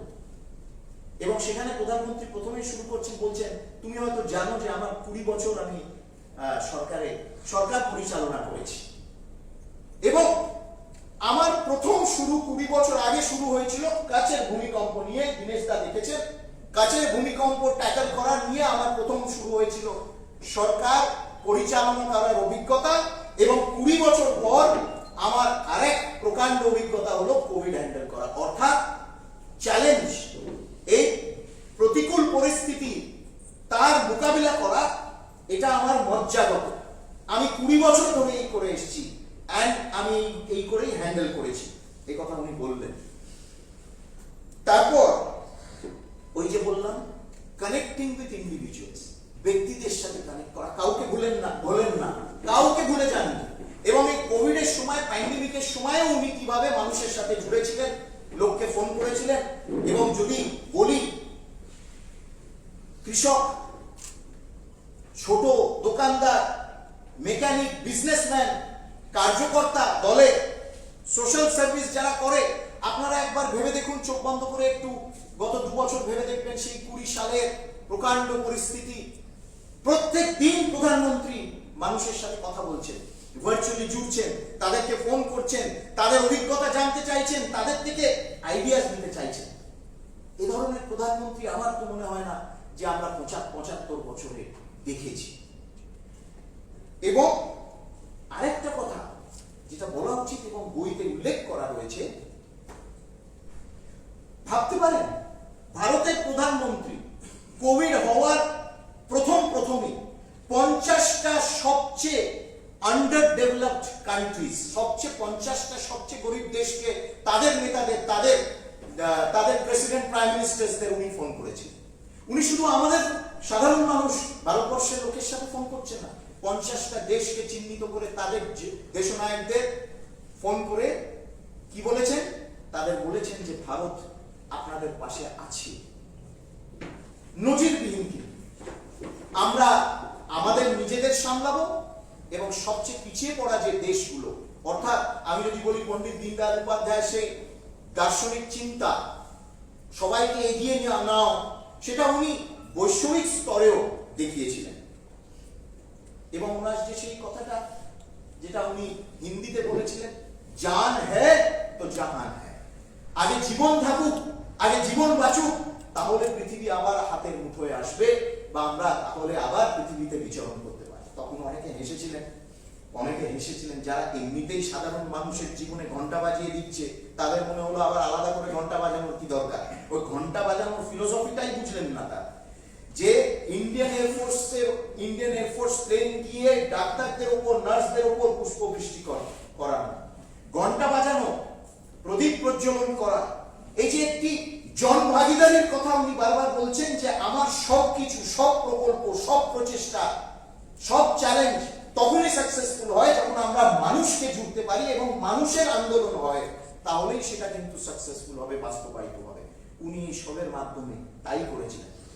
আরেকবার ভেবে দেখবেন যে সেই সময় যখন আবার আমরা জানি না যে আগামী দিনে কি হবে, এই সব সারা দেশ জুড়ে, মানে কুড়ে ঘরে, বস্তিতে, বড় বড় অট্টালিকায়, রাস্তায়, সমুদ্রের পাড়ে, মরুভূমির ধারে, সব জায়গায় তার কথায় সাধারণ মানুষ বেরিয়ে এসেছিলেন। সাধারণ মানুষ বেরিয়ে এসছে তার কথায়, তারা প্রদীপ প্রজ্বলন করেছে, ঘন্টা বাজিয়েছেন এবং তাদের জাতীয় রাষ্ট্রীয় সংকল্প তারা দেখিয়েছে। তখন ওই যে ডিরুটেড অনেক নেতা তারা হাসি ঠাট্টা করেছিল, তাদেরও মনে রাখবেন কি। তারপর বলি যে রিলিফ প্যাকেজের কথা মনে রাখবেন। এই যে creative administrator, creative policy thinker, implementer 1.7 lakh crore relief package announce করা হয়েছিল। মানে অন্যান্য দেশ, সারা পৃথিবীর দেশের অ্যাডভান্স কান্ট্রিজ তারা হকচকিয়ে গেছিল যে কি করে সম্ভব, এবং সেই রিলিফ প্যাকেজের উপর ফোকাস ছিল স্পেশাল ইন্স্যুরেন্স স্কিম, 50 লক্ষ টাকা ফ্রন্টলাইন ওয়ার্কার্সদের জন্য। অর্থাৎ যারা আমাদের এই নতুন যুগের, এই নতুন চ্যালেঞ্জের যারা সৈনিক, যারা সেনাপতি, তাদেরকে যাতে আগলে রাখা যেতে পারে, কেন তারা নিজেদের জীবনের ঝুঁকি দিয়ে মোকাবিলা করছে, তাদেরকে যাতে প্রোটেক্ট করা যায়, ইন্ডিয়ান রুপিস 50 লাখ তাদের জন্য স্পেশাল ইন্স্যুরেন্স স্কিম। আপনারা মনে করে দেখবেন যে প্রায় 9 কোটি কৃষকদের অ্যাকাউন্টে 2000 টাকা ইমিডিয়েট পৌঁছে গেল। এবং 8 বছর ধরে যে বারবার বলছিলেন ডিবিটি, কেন বলছিলেন? যাতে কোনো দালালের মাধ্যমে বা কোনো চক্রের মাধ্যমে সেই টাকা না যায়, ডাইরেক্ট তাদের অ্যাকাউন্টে কোনো লিকেজ না হয়। 2000 টাকা তো 2000 টাকাই তার অ্যাকাউন্টে পৌঁছবে। সেই রাজীব গান্ধীর জামানা চলে গেছে, যেখানে 100 টাকা দিত আর 1 টাকা পৌঁছতো। इंटीग्रेटेड रूरल डेवलपमेंट प्रोग्राम के ग्रामीण लोकेरा बोलतो इनको भी रुपया देना पड़ेगा। 2000 টাকা ডাইরেক্ট 9 কোটি কৃষকের অ্যাকাউন্টে গেছে। মনরেগা আজকে অনেক চ্যাটাং চিঠি লেখা হচ্ছে প্রধানমন্ত্রীকে, মনরেগার টাকা বন্ধ করে দিয়েছে। তো কেন? কারণ মনে নেই মনরেগার টাকা স্পেশাল রিলিফে 2000 টাকা অ্যাডিশনাল বাড়িয়ে দেওয়া হলো 100 দিনের যারা কাজ করে তাদের জন্য। সেগুলো ভুলে গেলে চলবে? একদিকেই চলছে, হসপিটাল তৈরি হচ্ছে, N95 মাস্ক তৈরি হচ্ছে, রেনকোটের নামে পিপিই কিট চালানো হচ্ছে না, পিপিই কিট তৈরি করা হচ্ছে। এবং অন্যদিকে যাতে সাধারণ মানুষ তারা বেঁচে থাকতে পারে, 7 কোটি মহিলা সেলফ হেল্প গ্রুপ, পশ্চিমবাংলায় তো খালি সেলফ হেল্প শুনি আমরা, 7 কোটি মহিলা সেলফ হেল্প গ্রুপে তাদের জন্য স্পেশাল ফান্ড অ্যালোকেটেড হয়েছিল। এমপ্লয়িজ প্রভিডেন্ট ফান্ড, আমি এগুলো ডিটেইল এই কারণে বলছি, বইতে সব রয়েছে, কিন্তু আমাদের ভুলে গেলে চলবে না। আমাদের কি হয়, 2023 এলো, 2024 এলো, 2025 এলো, 5 বছর কেটে গেল, তারপর কারো মনেই নেই যে এই ধরনের প্যান্ডেমিকের সময়, সংক্রমণের সময় আমরা কিভাবে এগিয়ে গেছিলাম, কি পরিস্থিতির। এমপ্লয়িজ প্রভিডেন্ট ফান্ড 3 মাস সরকার দিল, এমপ্লয়ার এবং এমপ্লয়ি প্রভিডেন্ট ফান্ড। তারপর একটা বিষয় বলি, খুব সুন্দরভাবে পুঙ্খানুপুঙ্খ ডিটেইলে বইতে রয়েছে, এবং এই বিষয়টা কেন বলছি এটা আপনারা বুঝতে পারবেন। পিএম কেয়ারস নিয়ে অনেক জল তোলা হয়েছিল, এবং একটি মাত্র মুখ্যমন্ত্রী, অন্য কোন রাজ্যের মুখ্যমন্ত্রী না, ব্যতিক্রম একজন যিনি চিরকাল ব্যতিক্রম থাকেন, সারাক্ষণ ওপাং ওপাং ঝপাং ঝপাং করতে থাকেন। পিএম কেয়ারস নিয়ে দিন রাত দিনের পর দিন মিথ্যা কথা, ভ্রান্তিকর কথা, মিথ্যা রটনা করার চেষ্টা করেছিলেন। পিএম কেয়ারস প্রধানমন্ত্রী নিজস্ব একটি ক্রিয়েটিভ চিন্তা, যাতে দ্রুত গতিতে টাকা রিসোর্সেস রেজ করা যায়। অনেকে দিতে চাইছিল, অনেকে কন্ট্রিবিউট করতে চাইছিল, সাধারণ মানুষ কন্ট্রিবিউট করতে চাইছিল। পশ্চিম বাংলার বর্ধমানের ছেলে তার টিফিনের পয়সা বাঁচিয়ে সে পিএম কেয়ারে ডোনেশন দিয়েছিল। বর্ধমানের স্কুলের ছেলে, সবাই আমরা দিতে চাইছিলাম, কিন্তু আমরা সবাই চাইছিলাম যে সেই টাকা ঠিক মতো ইউটিলাইজেশন হয় এবং এই কোভিডের সময় যাতে সাধারণ মানুষের কাজে লাগে। এবং 60,000 ইউনিট ভেন্টিলেটর পিএম কেয়ার তৈরি করেছিল, 60,000 ইউনিটস। তার মধ্যে 49,960 ভেন্টিলেটরস অলরেডি স্টেটসদেরকে পাঠিয়ে দেওয়া হয়েছিল 2020 মধ্যে, এবং 12,000 were dispatched during the second wave. First ওয়েভের মধ্যে আপনারা ভেবে দেখুন 49,000 প্লাস ভেন্টিলেটর স্টেটসদেরকে দিয়ে দেওয়া হয়েছে যে তোমরা ব্যবহার করবে সরকারি হাসপাতালগুলোতে পিএম কেয়ার দ্বারা। এবং এই ভেন্টিলেটর কারা তৈরি করেছিল? উনি বলেছিলেন vocal for local, startup, MSME, ভারতীয় কোম্পানিদেরকে বলা হয়েছিল, স্টার্টআপ কোম্পানিজদেরকে বলা হয়েছিল, স্বদেশী কোম্পানিদেরকে বলা হয়েছিল যে তোমরা ভেন্টিলেটর তৈরি করবে, এবং সেই ভেন্টিলেটর তারপর ডিস্ট্রিবিউট করা হলো সারা রাজ্যে, সারা দেশের হাসপাতালগুলোকে, সরকারি হাসপাতাল। কি দেখা গেল? আপনাদের মনে আছে হঠাৎ এক ঢেউ উঠলো যে ভেন্টিলেটর গুলো চলছে না, বাজে কোয়ালিটি ভেন্টিলেটর। পিএম কেয়ারের অমনি প্রেস কনফারেন্স হয়ে গেল 24 তলায়, এই ভেন্টিলেটর গুলো বাজে কোয়ালিটির, এগুলো চলছে না, এইগুলোর একেবারে কোনো কাজ নেই। কিন্তু সত্যটা কি? এই বইতে রয়েছে সত্যটা পড়বেন, পেজ নম্বর 239-এ। দেখা গেল প্রধানমন্ত্রী যেই শুনলেন তার কানে এলো যে ভেন্টিলেটর নাকি লো কোয়ালিটি, ভেন্টিলেটর নাকি বাজে কোয়ালিটি, কাজ হচ্ছে না। উনি অডিট ইনস্টিটিউট করলেন, এবং সেই মিনিস্ট্রি অফ হেলথের অডিট টিম গিয়ে কি দেখলো জানেন? লজ্জা করা উচিত এবং আমাদের ভেবে দেখা উচিত। সেই ভেন্টিলেটর গুলো দেখা গেল যে state government hospital are not even using those ventilators, এবং সেই ভেন্টিলেটর গুলোকে যে ইউজ করার জন্য তার যে সরঞ্জাম রেডি করতে হবে, তার জায়গা নির্ধারিত করতে হবে, এগুলো তারা করেনি।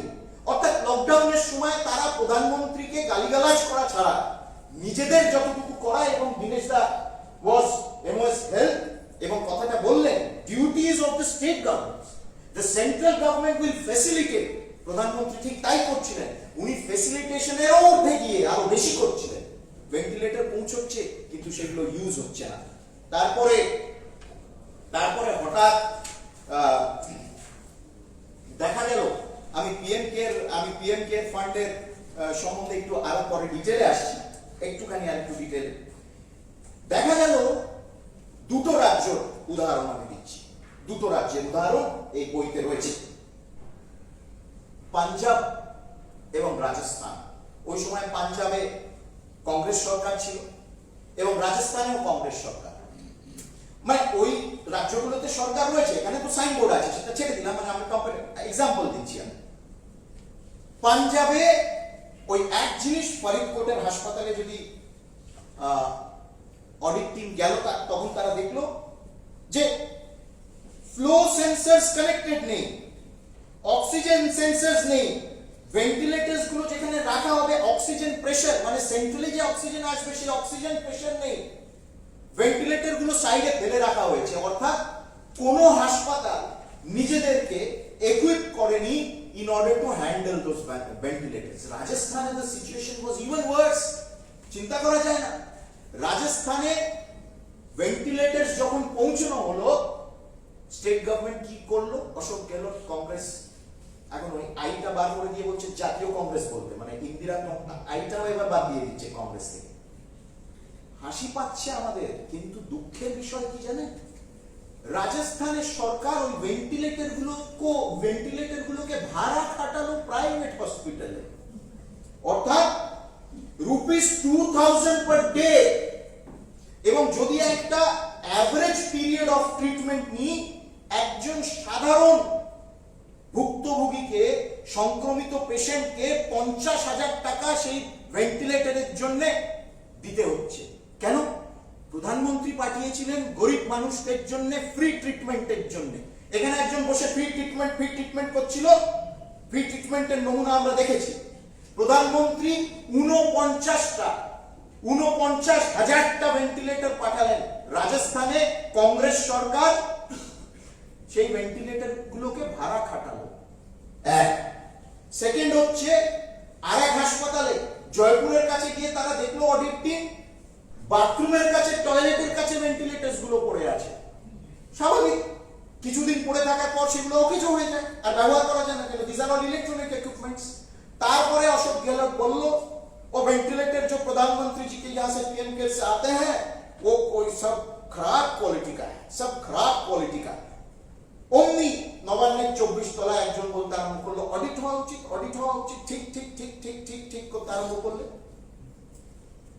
সব অডিট যখন পিএম কেয়ারস এর ভেন্টিলেটরস গুলো হলো, দেখা গেল high quality ventilators perfectly being used in other places except এই রাজ্যগুলো ডেলিবারেটলি পাঞ্জাব, রাজস্থান, পশ্চিমবাংলায় ফেলে রেখে দেওয়া হয়েছে।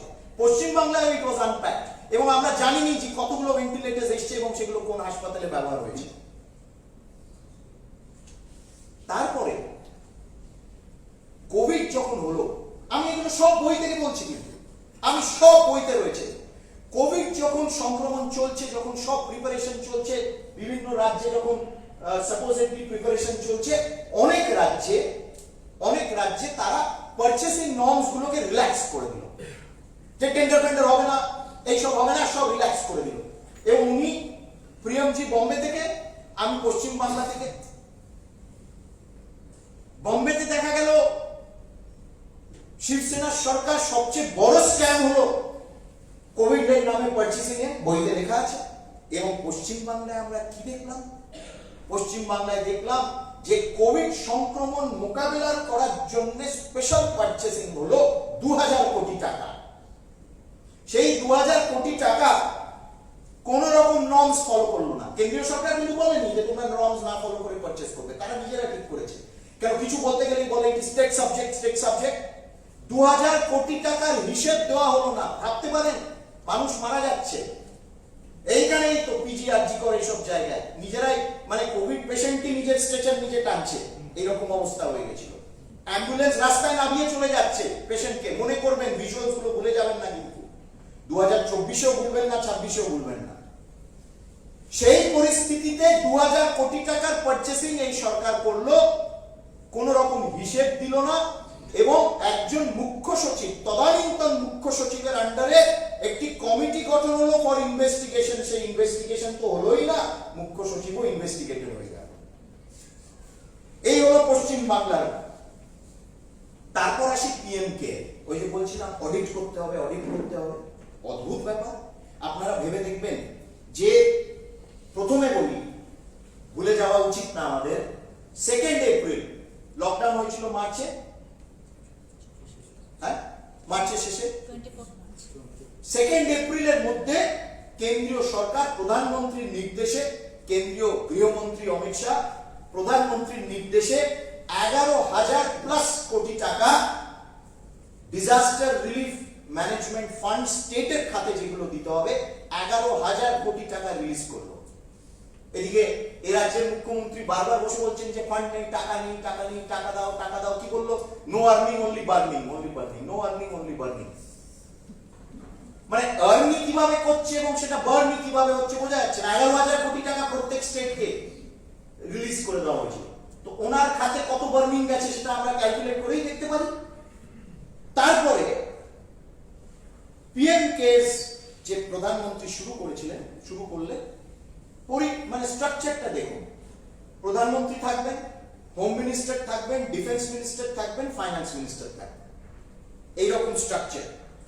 ইন্ডিপেন্ডেন্ট অডিটরস থাকবে এবং 3,000 কোটি টাকা আমাদের মধ্যে অনেকে PM care we have donated, অনেকে আমরা ডোনেট করেছি। 3,000 কোটি টাকা একেবারে রেকর্ড টাইমে 3,000 কোটি টাকা সেখানে উঠলো, সবাই রিসিপ্ট পেয়েছে আমরা যে দিয়েছি, এবং সেই টাকাটা ওয়াজ ইউজড ভেন্টিলেটর তৈরি করার জন্য, ভ্যাকসিন রিসার্চের জন্য, ভ্যাকসিন যাতে দ্রুত গতিতে আবিষ্কৃত হয় তার জন্য পিএম কেয়ারস থেকেও টাকা গেছিল, ভেন্টিলেটর তৈরি করতে টাকা গেছিল, অক্সিজেন কনসেন্ট্রেটর তৈরি করতে টাকা গেছিল। মানে আপনারা বুঝতে পারছেন অসাধারণ সাইকেল ভারতীয় কোম্পানিদের দেওয়া হলো, ভারতীয়রা টাকা দিল এবং দ্রুত গতিতে যাতে সেই টাকা ডিসবার্সড হয় এবং এমার্জেন্সি বেসিসে যাতে ভেন্টিলেটরের তখন যে ডিমান্ড সেগুলো যাতে মানুষ পৌঁছয় এই করা হয়েছিল। ম্যাডাম সোনিয়া গান্ধী ডিমান্ড করলেন একটি টেলিভাইজড অ্যাড্রেসে যে পিএম কেয়ারস এর টাকা প্রাইম মিনিস্টার রিলিফ ফান্ডে দিয়ে দেওয়া উচিত, পিএম কেয়ার আলাদা করে কেন টাকা তুলছে? ম্যাডাম ওখানে বললেন, ম্যাডাম এইখানে বললেন অডিট করো অডিট করো। তখন আমরা বলেছিলাম চিফ মিনিস্টার রিলিফ ফান্ডকে অডিট করুন না, এবং কত টাকা এসছে সেটা আমরা একটু জানি। অদ্ভুত ব্যাপার, প্রাইম মিনিস্টার রিলিফ ফান্ড যেটা আজ অব্দি চলে এসেছিল, জওয়াহরলাল নেহরু শুরু করেছিলেন, অদ্ভুত কিছু তথ্য আপনাদেরকে দিই, আপনারা একটু ধৈর্য রাখবেন। Prime minister national relief fund আমরা ছোটবেলা থেকে শুনে এসেছি, যা কিছু হয় প্রধানমন্ত্রীর তহবিল থেকে টাকা দেওয়া হয়েছে।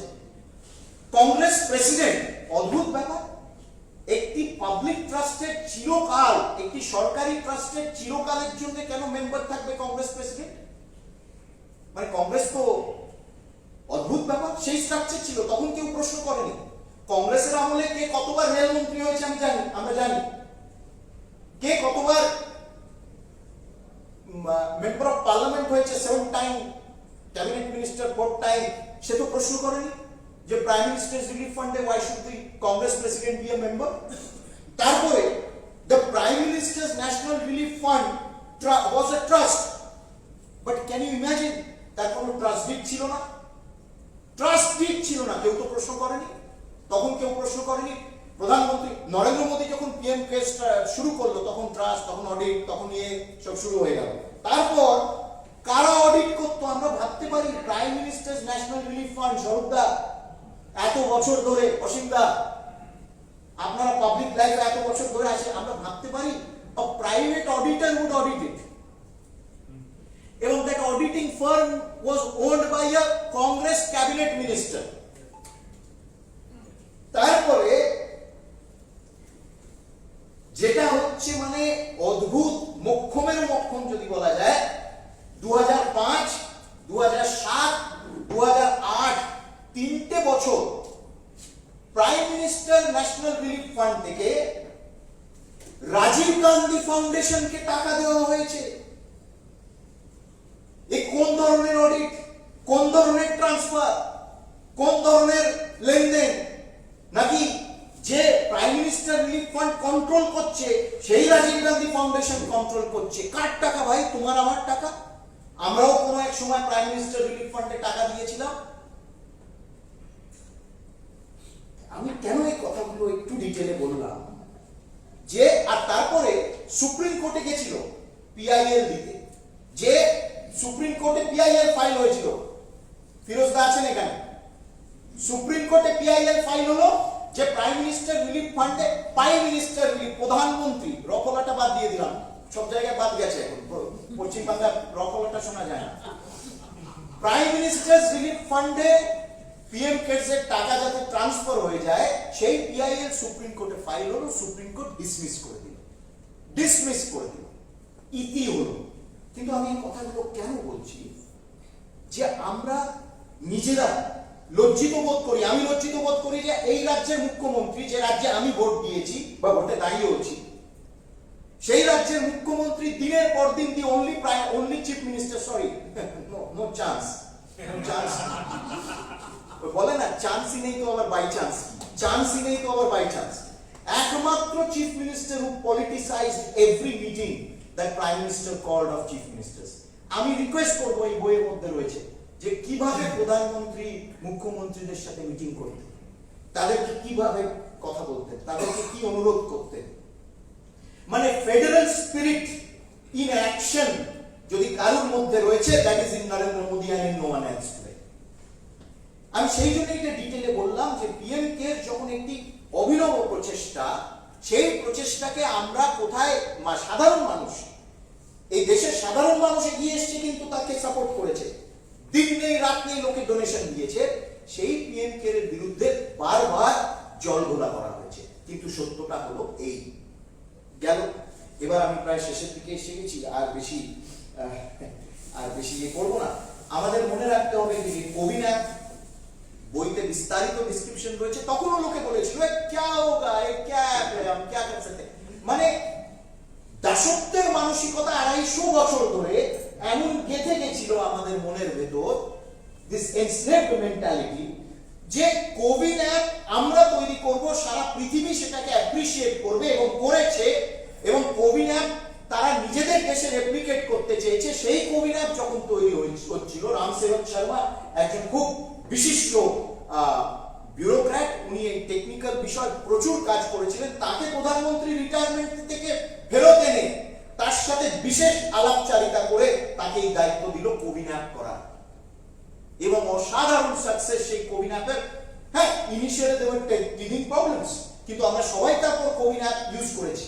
কোভিড অ্যাপ আমরা ইউজ করে দেখেছি যে তার কি সাকসেস, এবং সারা পৃথিবী থেকে অন্যান্য দেশের সব হাইলি অ্যাডভান্স টেকনোলজিক্যাল কান্ট্রিজ তাদের প্রতিনিধিরা এসে জিজ্ঞেস করছে যে আমরাও এরকম রেপ্লিকেট করতে চাই। তখন নিজেদের গর্ব হবে না?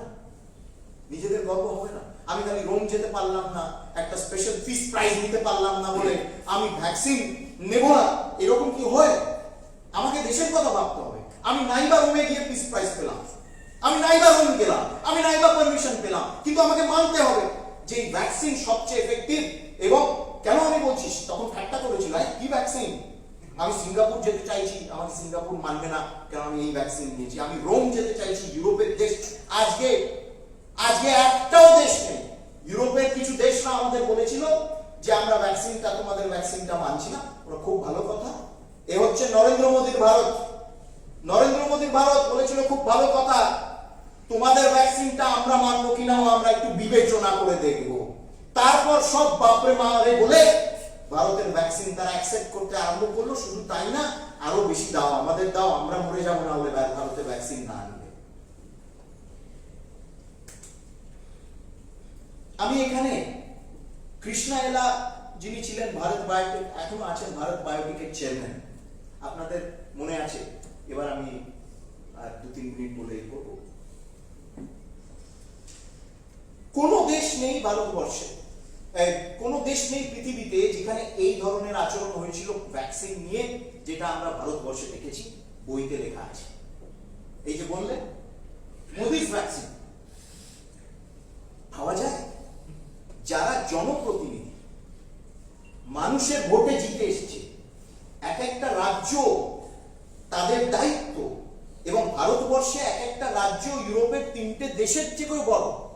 ওই জনসংখ্যা, ওই ডাইভার্সিটি, ওই ধরনের সোশ্যাল চ্যালেঞ্জেস, সেই রাজ্যের নির্বাচিত জনপ্রতিনিধি, নির্বাচিত নেতারা, নেত্রীরা বলছেন ও মোদির ভ্যাকসিন নিলে শরীর খারাপ হয়ে যাবে, আমরা ভ্যাকসিন তৈরি করব। ভাগ্যিস এইখানে ভ্যাকসিন তৈরি করা নিতে হয়নি।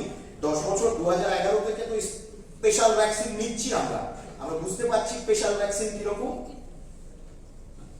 কিন্তু একটু সিরিয়াসলি ভেবে দেখা উচিত যে দিন নেই রাত নেই এই বইতে রয়েছে যে কিভাবে এক প্রান্ত থেকে আরেক প্রান্ত, পুনেতে গেলেন, সেখানে ভ্যাকসিন দেখে আবার চলে এলেন। প্লেনে বসে প্রধানমন্ত্রীর বিলাসিতা দেখুন, খাওয়ার সময় নেই, কি খাচ্ছে জানেন না, কোথায় খাবে সেটা ঠিক নেই, প্লেনে বসে কোন রকম একটু খেয়ে সারাদিন সারা ভারতবর্ষে প্রত্যেকটা ল্যাব চষে বেড়াচ্ছেন যে আমরা এগিয়ে থাকবো ভ্যাকসিন প্রোডাকশন।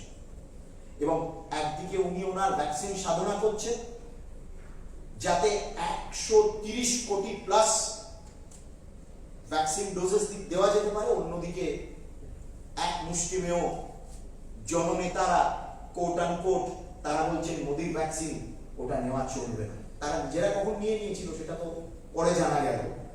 দিল্লিতে গেছিল প্রেসিডেন্টের সাথে দেখা করবে, তো তখন বেরিয়ে গেল যে উনিও ভ্যাকসিন নিয়েছেন।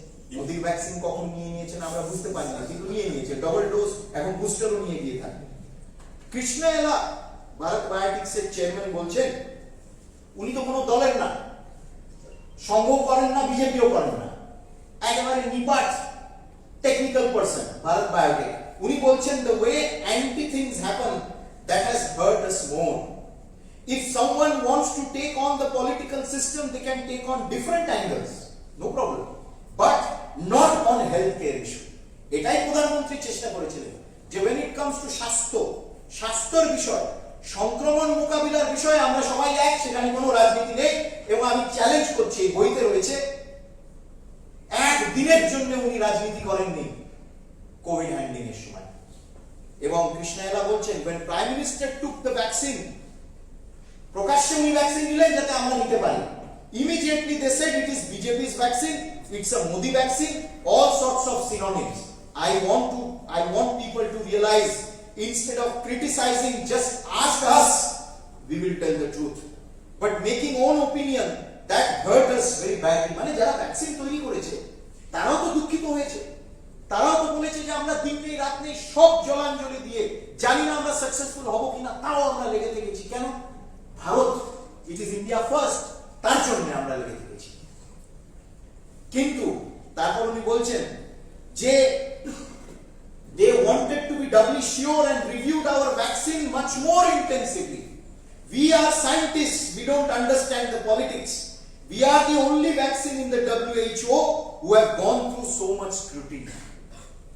সারা পৃথিবীতে ডেভেলপ কান্ট্রিজদের মনে হয়েছে হ্যাঁ ভারত ভ্যাকসিন করতে পারে, ভারত ভ্যাকসিন করতে পারে, ডাবল ট্রিপল 10 বার স্ক্রুটিনি করেছে সেই ভ্যাকসিনকে, কিন্তু মোদির ভারতের ভ্যাকসিন বিজয়ী হয়েছে। এই হলো কন্ট্রাস্ট, একদিকে এই চলছে, অন্যদিকে ওই ভ্যাকসিন নিও না। তারপর আপনারা জানেন যে আমি অক্সিজেন সাপ্লাই কিভাবে, বিশেষ করে দিল্লিতে একটি ভুয়ো শর্টেজের একটি ন্যারেটিভ তৈরি হল, এবং প্রথম থেকেই প্রধানমন্ত্রী বলেছিলেন যে অক্সিজেন প্লান্টস তৈরি করতে হবে সারা দেশে, তার জন্য টাকাও দিয়ে দিয়েছিলেন কেন্দ্রীয় সরকার। তারপর দেখা গেল টাকা পৌঁছে গেছে, টাকা সরকারের বিভিন্ন রাজ্য সরকারের খাতে ঢুকে গেছে, কিন্তু অক্সিজেন কনস্ট্রাকশন তারা এগোয়নি। হ্যাঁ, কিন্তু এই বইটা যে নিরপেক্ষ, অভিজিৎটা যে বললেন যে এই বইয়ের মধ্যে কিন্তু রাজনীতি নেই, আপনারা দেখবেন এই বইটা নিরপেক্ষ। I say that this book is impartial, there is no politics in this book, because উনি বলছেন she is also describing how Kerala, Tamil Nadu, Telangana, they handled the oxygen shortage very well amongst themselves through a cooperation, through a they evolved interesting techniques to handle, they did it. এই বইতে লেখা আছে। সেই জন্য এই বইটা নিরপেক্ষ, সেই জন্য পড়ার যোগ্য। এবং এখানে আমরা যাকে সবাই চিনি, ডক্টর দেবী শেট্টি বলছেন, এবং ওনার কথা তো অকাট্য সত্য, রাজনীতি করেন না তো পদ্মশ্রী পেয়েছেন। এখন তো পদ্মশ্রী জেনুইনলি দেওয়া হয়, আগে তো বিক্রি হতো, লবি হতো, চাকওয়াল টাকওয়াল সব পেত পদ্মশ্রী, যাকে জীবনে নাম শুনি পেয়ে গেল Padmashri. I know a lot of people are criticizing the government. দেবী শেট্টি বলছেন, অথরকে বলেছেন, এই বইতে আছে। But I can tell you the number of COVID patients we have, even if we present this to the US government, there is no way they can manage it. US কিভাবে manage করেছিল আমরা জানি, আমরা সেই বিষয়ে যাচ্ছি না, আলাদা বই কেউ লিখতে পারে। Forget any other country, কোন দেশ ম্যানেজ করতে পারত না যেভাবে আমরা ম্যানেজ করেছি। These are astronomical numbers that no country in the world has the infrastructure to manage. In terms of oxygen, I can tell you, I have gone through the details. Our government has done a phenomenal job. They have moved heaven and earth to get the oxygen to the hospitals. Of course, a lot of people have suffered, but then if the whole country is falling sick, there is no healthcare infrastructure in the world which can manage it. এবং যে oxygen supply প্রধান যিনি একজন, তিনি বলছেন যে India manufactured 6 to 7,000 tons of oxygen. In peak one, it required only 3,000. Peak normal time. We believed we were good. Nobody expected the rise in oxygen demand. এবং এক সময় আমাদের 9,000 টন দরকার ছিল, অর্থাৎ 2,000 টনের শর্টেজ পড়ছে। ভাবা যায় যে এক মাসের মধ্যে সেই 30% যে শর্টেজ সেটা নরেন্দ্র মোদীর সরকার পূরণ করবে। এইরকম পরিস্থিতি আমি একটুখানি আপনাদেরকে ডিটেলে এই কারণে বললাম যে অসাধারণ বইটা, এবং আমি সেই জন্য সাধুবাদ জানাতে চাই লেখিকাকে। এবং আমি শেষ করতে চাই যেটা নিয়ে আমি শেষ করতে চাই সেটাও বইতে আছে। আমি আর বিশেষ ডিটেলে যেতে চাইছি না, কেন না হলে বলতে গেলে অনেক কিছু বলতে হবে। এ তো হলো Covid preparation, Covid handling, treatment, oxygen plant, PP etcetera. অন্যদিকে একটু মনে করে দেখবেন যে তখন কি হচ্ছিল সারা দেশে। কৃষক আন্দোলন, কোট আনকোট কৃষক আন্দোলন। একদিকে পাকিস্তান, একদিকে চায়না, একদিকে খালিস্তান। চায়নার মনে হলো এই সময় বাগিয়ে নিতে পারবে কিছু জমি, ঢোকার চেষ্টা করলো। কোভিড পিকে জুন মাসে চায়নার প্রতিরোধ করা হয় এবং চোখে চোখ রেখে, আঁখ মে আঁখ রেখে তার প্রতিরোধ করা হয়েছে। অন্যদিকে পাকিস্তান এবং অন্যদিকে খালিস্তান। আপনারা ভাবতে পারেন যে সেই লাল কিল্লায় 26শে জানুয়ারি ঢুকে পড়ে সেখানে ভ্যান্ডালাইজেশন চলল, পতাকা নামিয়ে দেওয়া হলো, খালিস্তানি পতাকা সেখানে উঠলো এবং এই রাজ্যের মুখ্যমন্ত্রী বলল ছোট ঘটনা। ওই যেমন একজন মুখ্যমন্ত্রী আগে বলেছিলেন হয়ে থাকে, ওরকম হতেই পারে, সাজানো ঘটনা, ওই ছোট ঘটনা, সাজানো ঘটনা, ওনার জন্য ওটা ছোট ঘটনা হলো। এবং যদি আপনারা যারা এখানে অনেক আমার তরুণ বন্ধুরা রয়েছে যারা সোশ্যাল মিডিয়াতে অ্যাক্টিভ, ক্যান ইউ ইমাজিন যে প্রায় 5 লক্ষ social media people were active in trying to create an anti-Modi, anti-government, anti-India narrative. ভাবা যেতে পারে এখানে উনি তথ্য দিয়েছেন। I really appreciate the manner in which even that you have done this investigative write-up. উনি ওখানে তথ্য দিয়েছেন, মাথা ঘুরে যাবে। ওই হঠাৎ করে উদয় হলো একজন রিহানা বলে, রিহানা মনে আছে? সে টুইট করতে আরম্ভ করলো। রিহানা যেই টুইট করলো সঙ্গে সঙ্গে সারা পৃথিবীতে সেলিব্রিটিসরা টুইট করলো ভারতকে, ভাই ভারতের উপর এত চোখ কেন? এবং ভারতের ভেতরেও যারা বসে আছে তারা ইমিডিয়েট, যারা ভারতের শত্রু ভারতের মধ্যে বসে আছে, যারা ভারতের শত্রু সাংবিধানিক পদে বসে আছে, তারাও রিহানা করতে আরম্ভ করলো। এবং আমরা দেখলাম তারপর গ্রেটা থানবার্গ, সেই যারা জানে সেই এনভায়রনমেন্টাল অ্যাক্টিভিস্ট, টুলকিট বেরোলো। অর্থাৎ সুপরিকল্পিতভাবে এই কোভিড সংক্রমণের সময় Bharat, which is a developing country, যার aspiration to become a great power, সে যাতে ফেল হয়। এবং ভারতের প্রধানমন্ত্রী এই একটা চান্স পেয়েছি তাকে আমরা সম্পূর্ণভাবে ডিসক্রেডিট করার জন্য সারা পৃথিবীতে টুলকিট লাগলো। ভাবা যেতে পারে আমাদের শত্রু শুধু ঘরে ছিল না, আমাদের শত্রু সীমান্তে ছিল না, আমাদের শত্রুরা সারা পৃথিবীতে অ্যাক্টিভ এবং বিশাল পরিমাণের ফান্ড। আপনারা ভাবতে পারেন, আমি একটু এখানে আপনাদেরকে একটি উদাহরণ দিচ্ছি যে রিহানা, এই বইতে রয়েছে, Rihanna was paid $2.5 million by a public relation firm which was known as Skyrocket.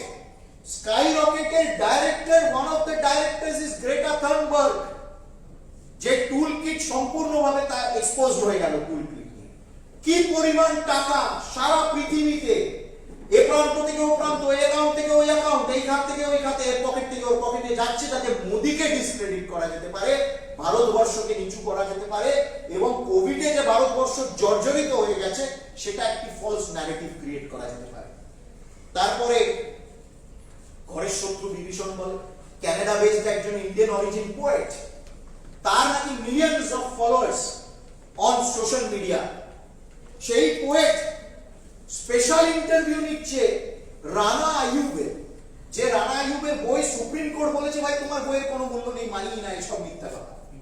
সেই রানা আইয়ুব যে 2001 থেকে আজ অব্দি বিদেশের টাকা খেয়ে, পাকিস্তানের টাকা খেয়ে, খালিস্তানের টাকা খেয়ে চেষ্টা করেছে মোদিকে দোষী সাব্যস্ত করার, কিন্তু এখনো পারেনি, সারা জীবনও পারবে না। সেই রানা আইয়ুবের ইন্টারভিউ নিচ্ছে এই Canadian based Indian origin poet এবং একটা একটি উদ্দেশ্য যে মোদি ইনকম্পিটেন্ট, মোদি ইসলামোফোব, এটা প্রুফ করা। তো সেই পরিস্থিতিটাও আপনারা একবার ভেবে দেখবেন যে শুধু শুধু কিন্তু it was not a medical challenge, it was an existential challenge. যে ভারতই থাকবে কিনা, ভারত এক থাকবে কিনা, কিংবা এই কোভিড এক শতাব্দীতে এই যে ওয়ান্স ইন আ সেঞ্চুরি প্যান্ডেমিকের चापे भारत के कि আমরা डिसइंटीग्रेट हो, भारत तेरे टुकड़े टुकड़े अगर हो सकता है तो अभी करो उसको, इस यही समय है। তো সেই জন্য আমি শেষেই বলতে চাই যে এই বইতে অসাধারণ, এই বইয়ের বিভিন্ন দিক, there are multiple dimensions to this book, এবং আমরা যারা মেডিকেল দিক থেকে আমরা জানতে চাই তাদের জন্য রয়েছে, আমরা যারা পলিসিগত দিক থেকে জানতে চাই তাদের জন্য রয়েছে, আমরা যারা রাজনৈতিক দিক থেকে রাজনৈতিক ডাইমেনশন জানতে চাই কোভিড সংক্রমণ কিভাবে হ্যান্ডেল করা সেটাও রয়েছে, আমরা যারা ন্যাশনাল সিকিউরিটিতে ইন্টারেস্টেড সেটাও কিভাবে হ্যান্ডেল করেছে প্রধানমন্ত্রী সেটাও রয়েছে। অসাধারণ ব্যক্তিত্ব না, 20 বছর, সেই জন্য তো একটা ইলেকশন হারেননি, একবারের জন্য ক্ষমতাচ্যুত হননি, মানুষ তাকে টিকিয়ে রেখেছে, কৃতজ্ঞ তার কাছে। আশা করি যে আমরা ওনার এখানে থাকাতে একটি আলাদা বার্তা যায়। আমি প্রফেসর বিবেক দেবরায়কে বিশেষ কৃতজ্ঞতা জানাই, উনি আমাদের বন্ধু মানুষ এবং খুব সহজে উনি মেশেন, খুব সহজে নতুন নতুন চিন্তা ভাবনাকে বাস্তবায়িত করার প্রচেষ্টা করেন এবং সবাইকে নিয়ে চলার তার একটা যে প্রবণতা, আমরা যারা আমি তো যারা ইয়াংস্টার্সরা আছে they automatically feel attracted to him, তাকেও কৃতজ্ঞতা জানাই ইন অ্যাবসেন্সিয়া। আমি বিশেষ করে ধন্যবাদ জানাচ্ছি, কৃতজ্ঞতা জানাচ্ছি অভিজিৎদাকে, ওনার কাজ করার ইচ্ছা শক্তি এবং কাজ করার ক্ষমতা এখনো অটুট, এবং আমরা আরো বেশি করে তাকে যাতে পাই, আমরা আরো বেশি করে তার চিন্তা, তার বিভিন্ন কাজ করার যে ইচ্ছা সেগুলোকে যাতে আমরা বাস্তবায়িত করতে পারি আগামী দিনে, সেটাই আমার প্রার্থনা। আমি বিশেষ ধন্যবাদ দিতে চাই লেখিকাকে, great book, a very inspiring book, and frankly speaking, I think those of us who have read the book, had we not read the book, we would have really realized what we went through actually. What is it that we went through? It is when you read that book, it's when you read this book, you start asking yourself, have I lived through this? Have I lived through this? We have had death experience, near-death experience. And therefore, it's a I think Obijita used the word sadhana. So this is a sadhana that you have done, and I feel it is our duty, it is our responsibility to posterity.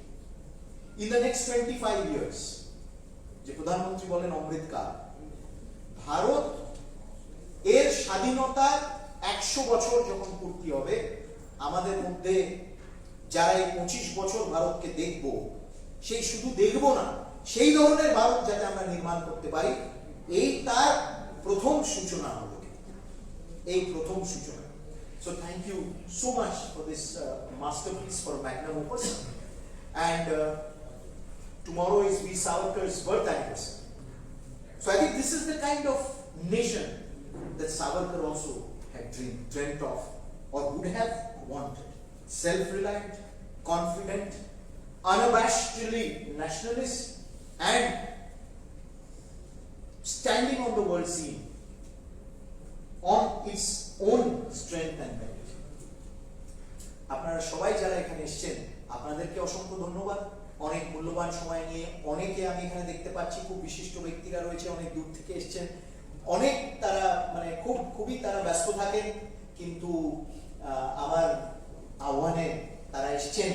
আমি সবাইকে, আপনারা বুঝতেই পারছেন আমি কাকে বলছি, কাদের বলছি, যে আপনারা এসেছেন, আমি খুব কৃতজ্ঞ আপনাদের কাছে।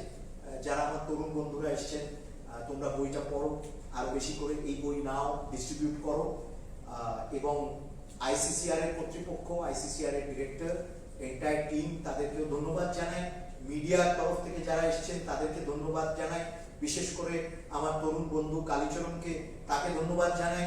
সকাল থেকে সন্ধ্যে অবধি নিরলসভাবে সে ছুটোছুটি করেছে এই প্রোগ্রামের জন্য, এবং আগামী দিনে যাতে আমরা আবার একত্রিত হতে পারি। We request you to come up soon with another book so that we can continue. It is the battle of narratives. It is the battle of ideas. And it is that battle that we need to ultimately win. And it is through that that India will ultimately triumph. And Prime Minister represents that. He represents the essence of India. That he represents that battle of narrative. He represents that struggle of ideas. And he represents the India of the future. Thank you so much.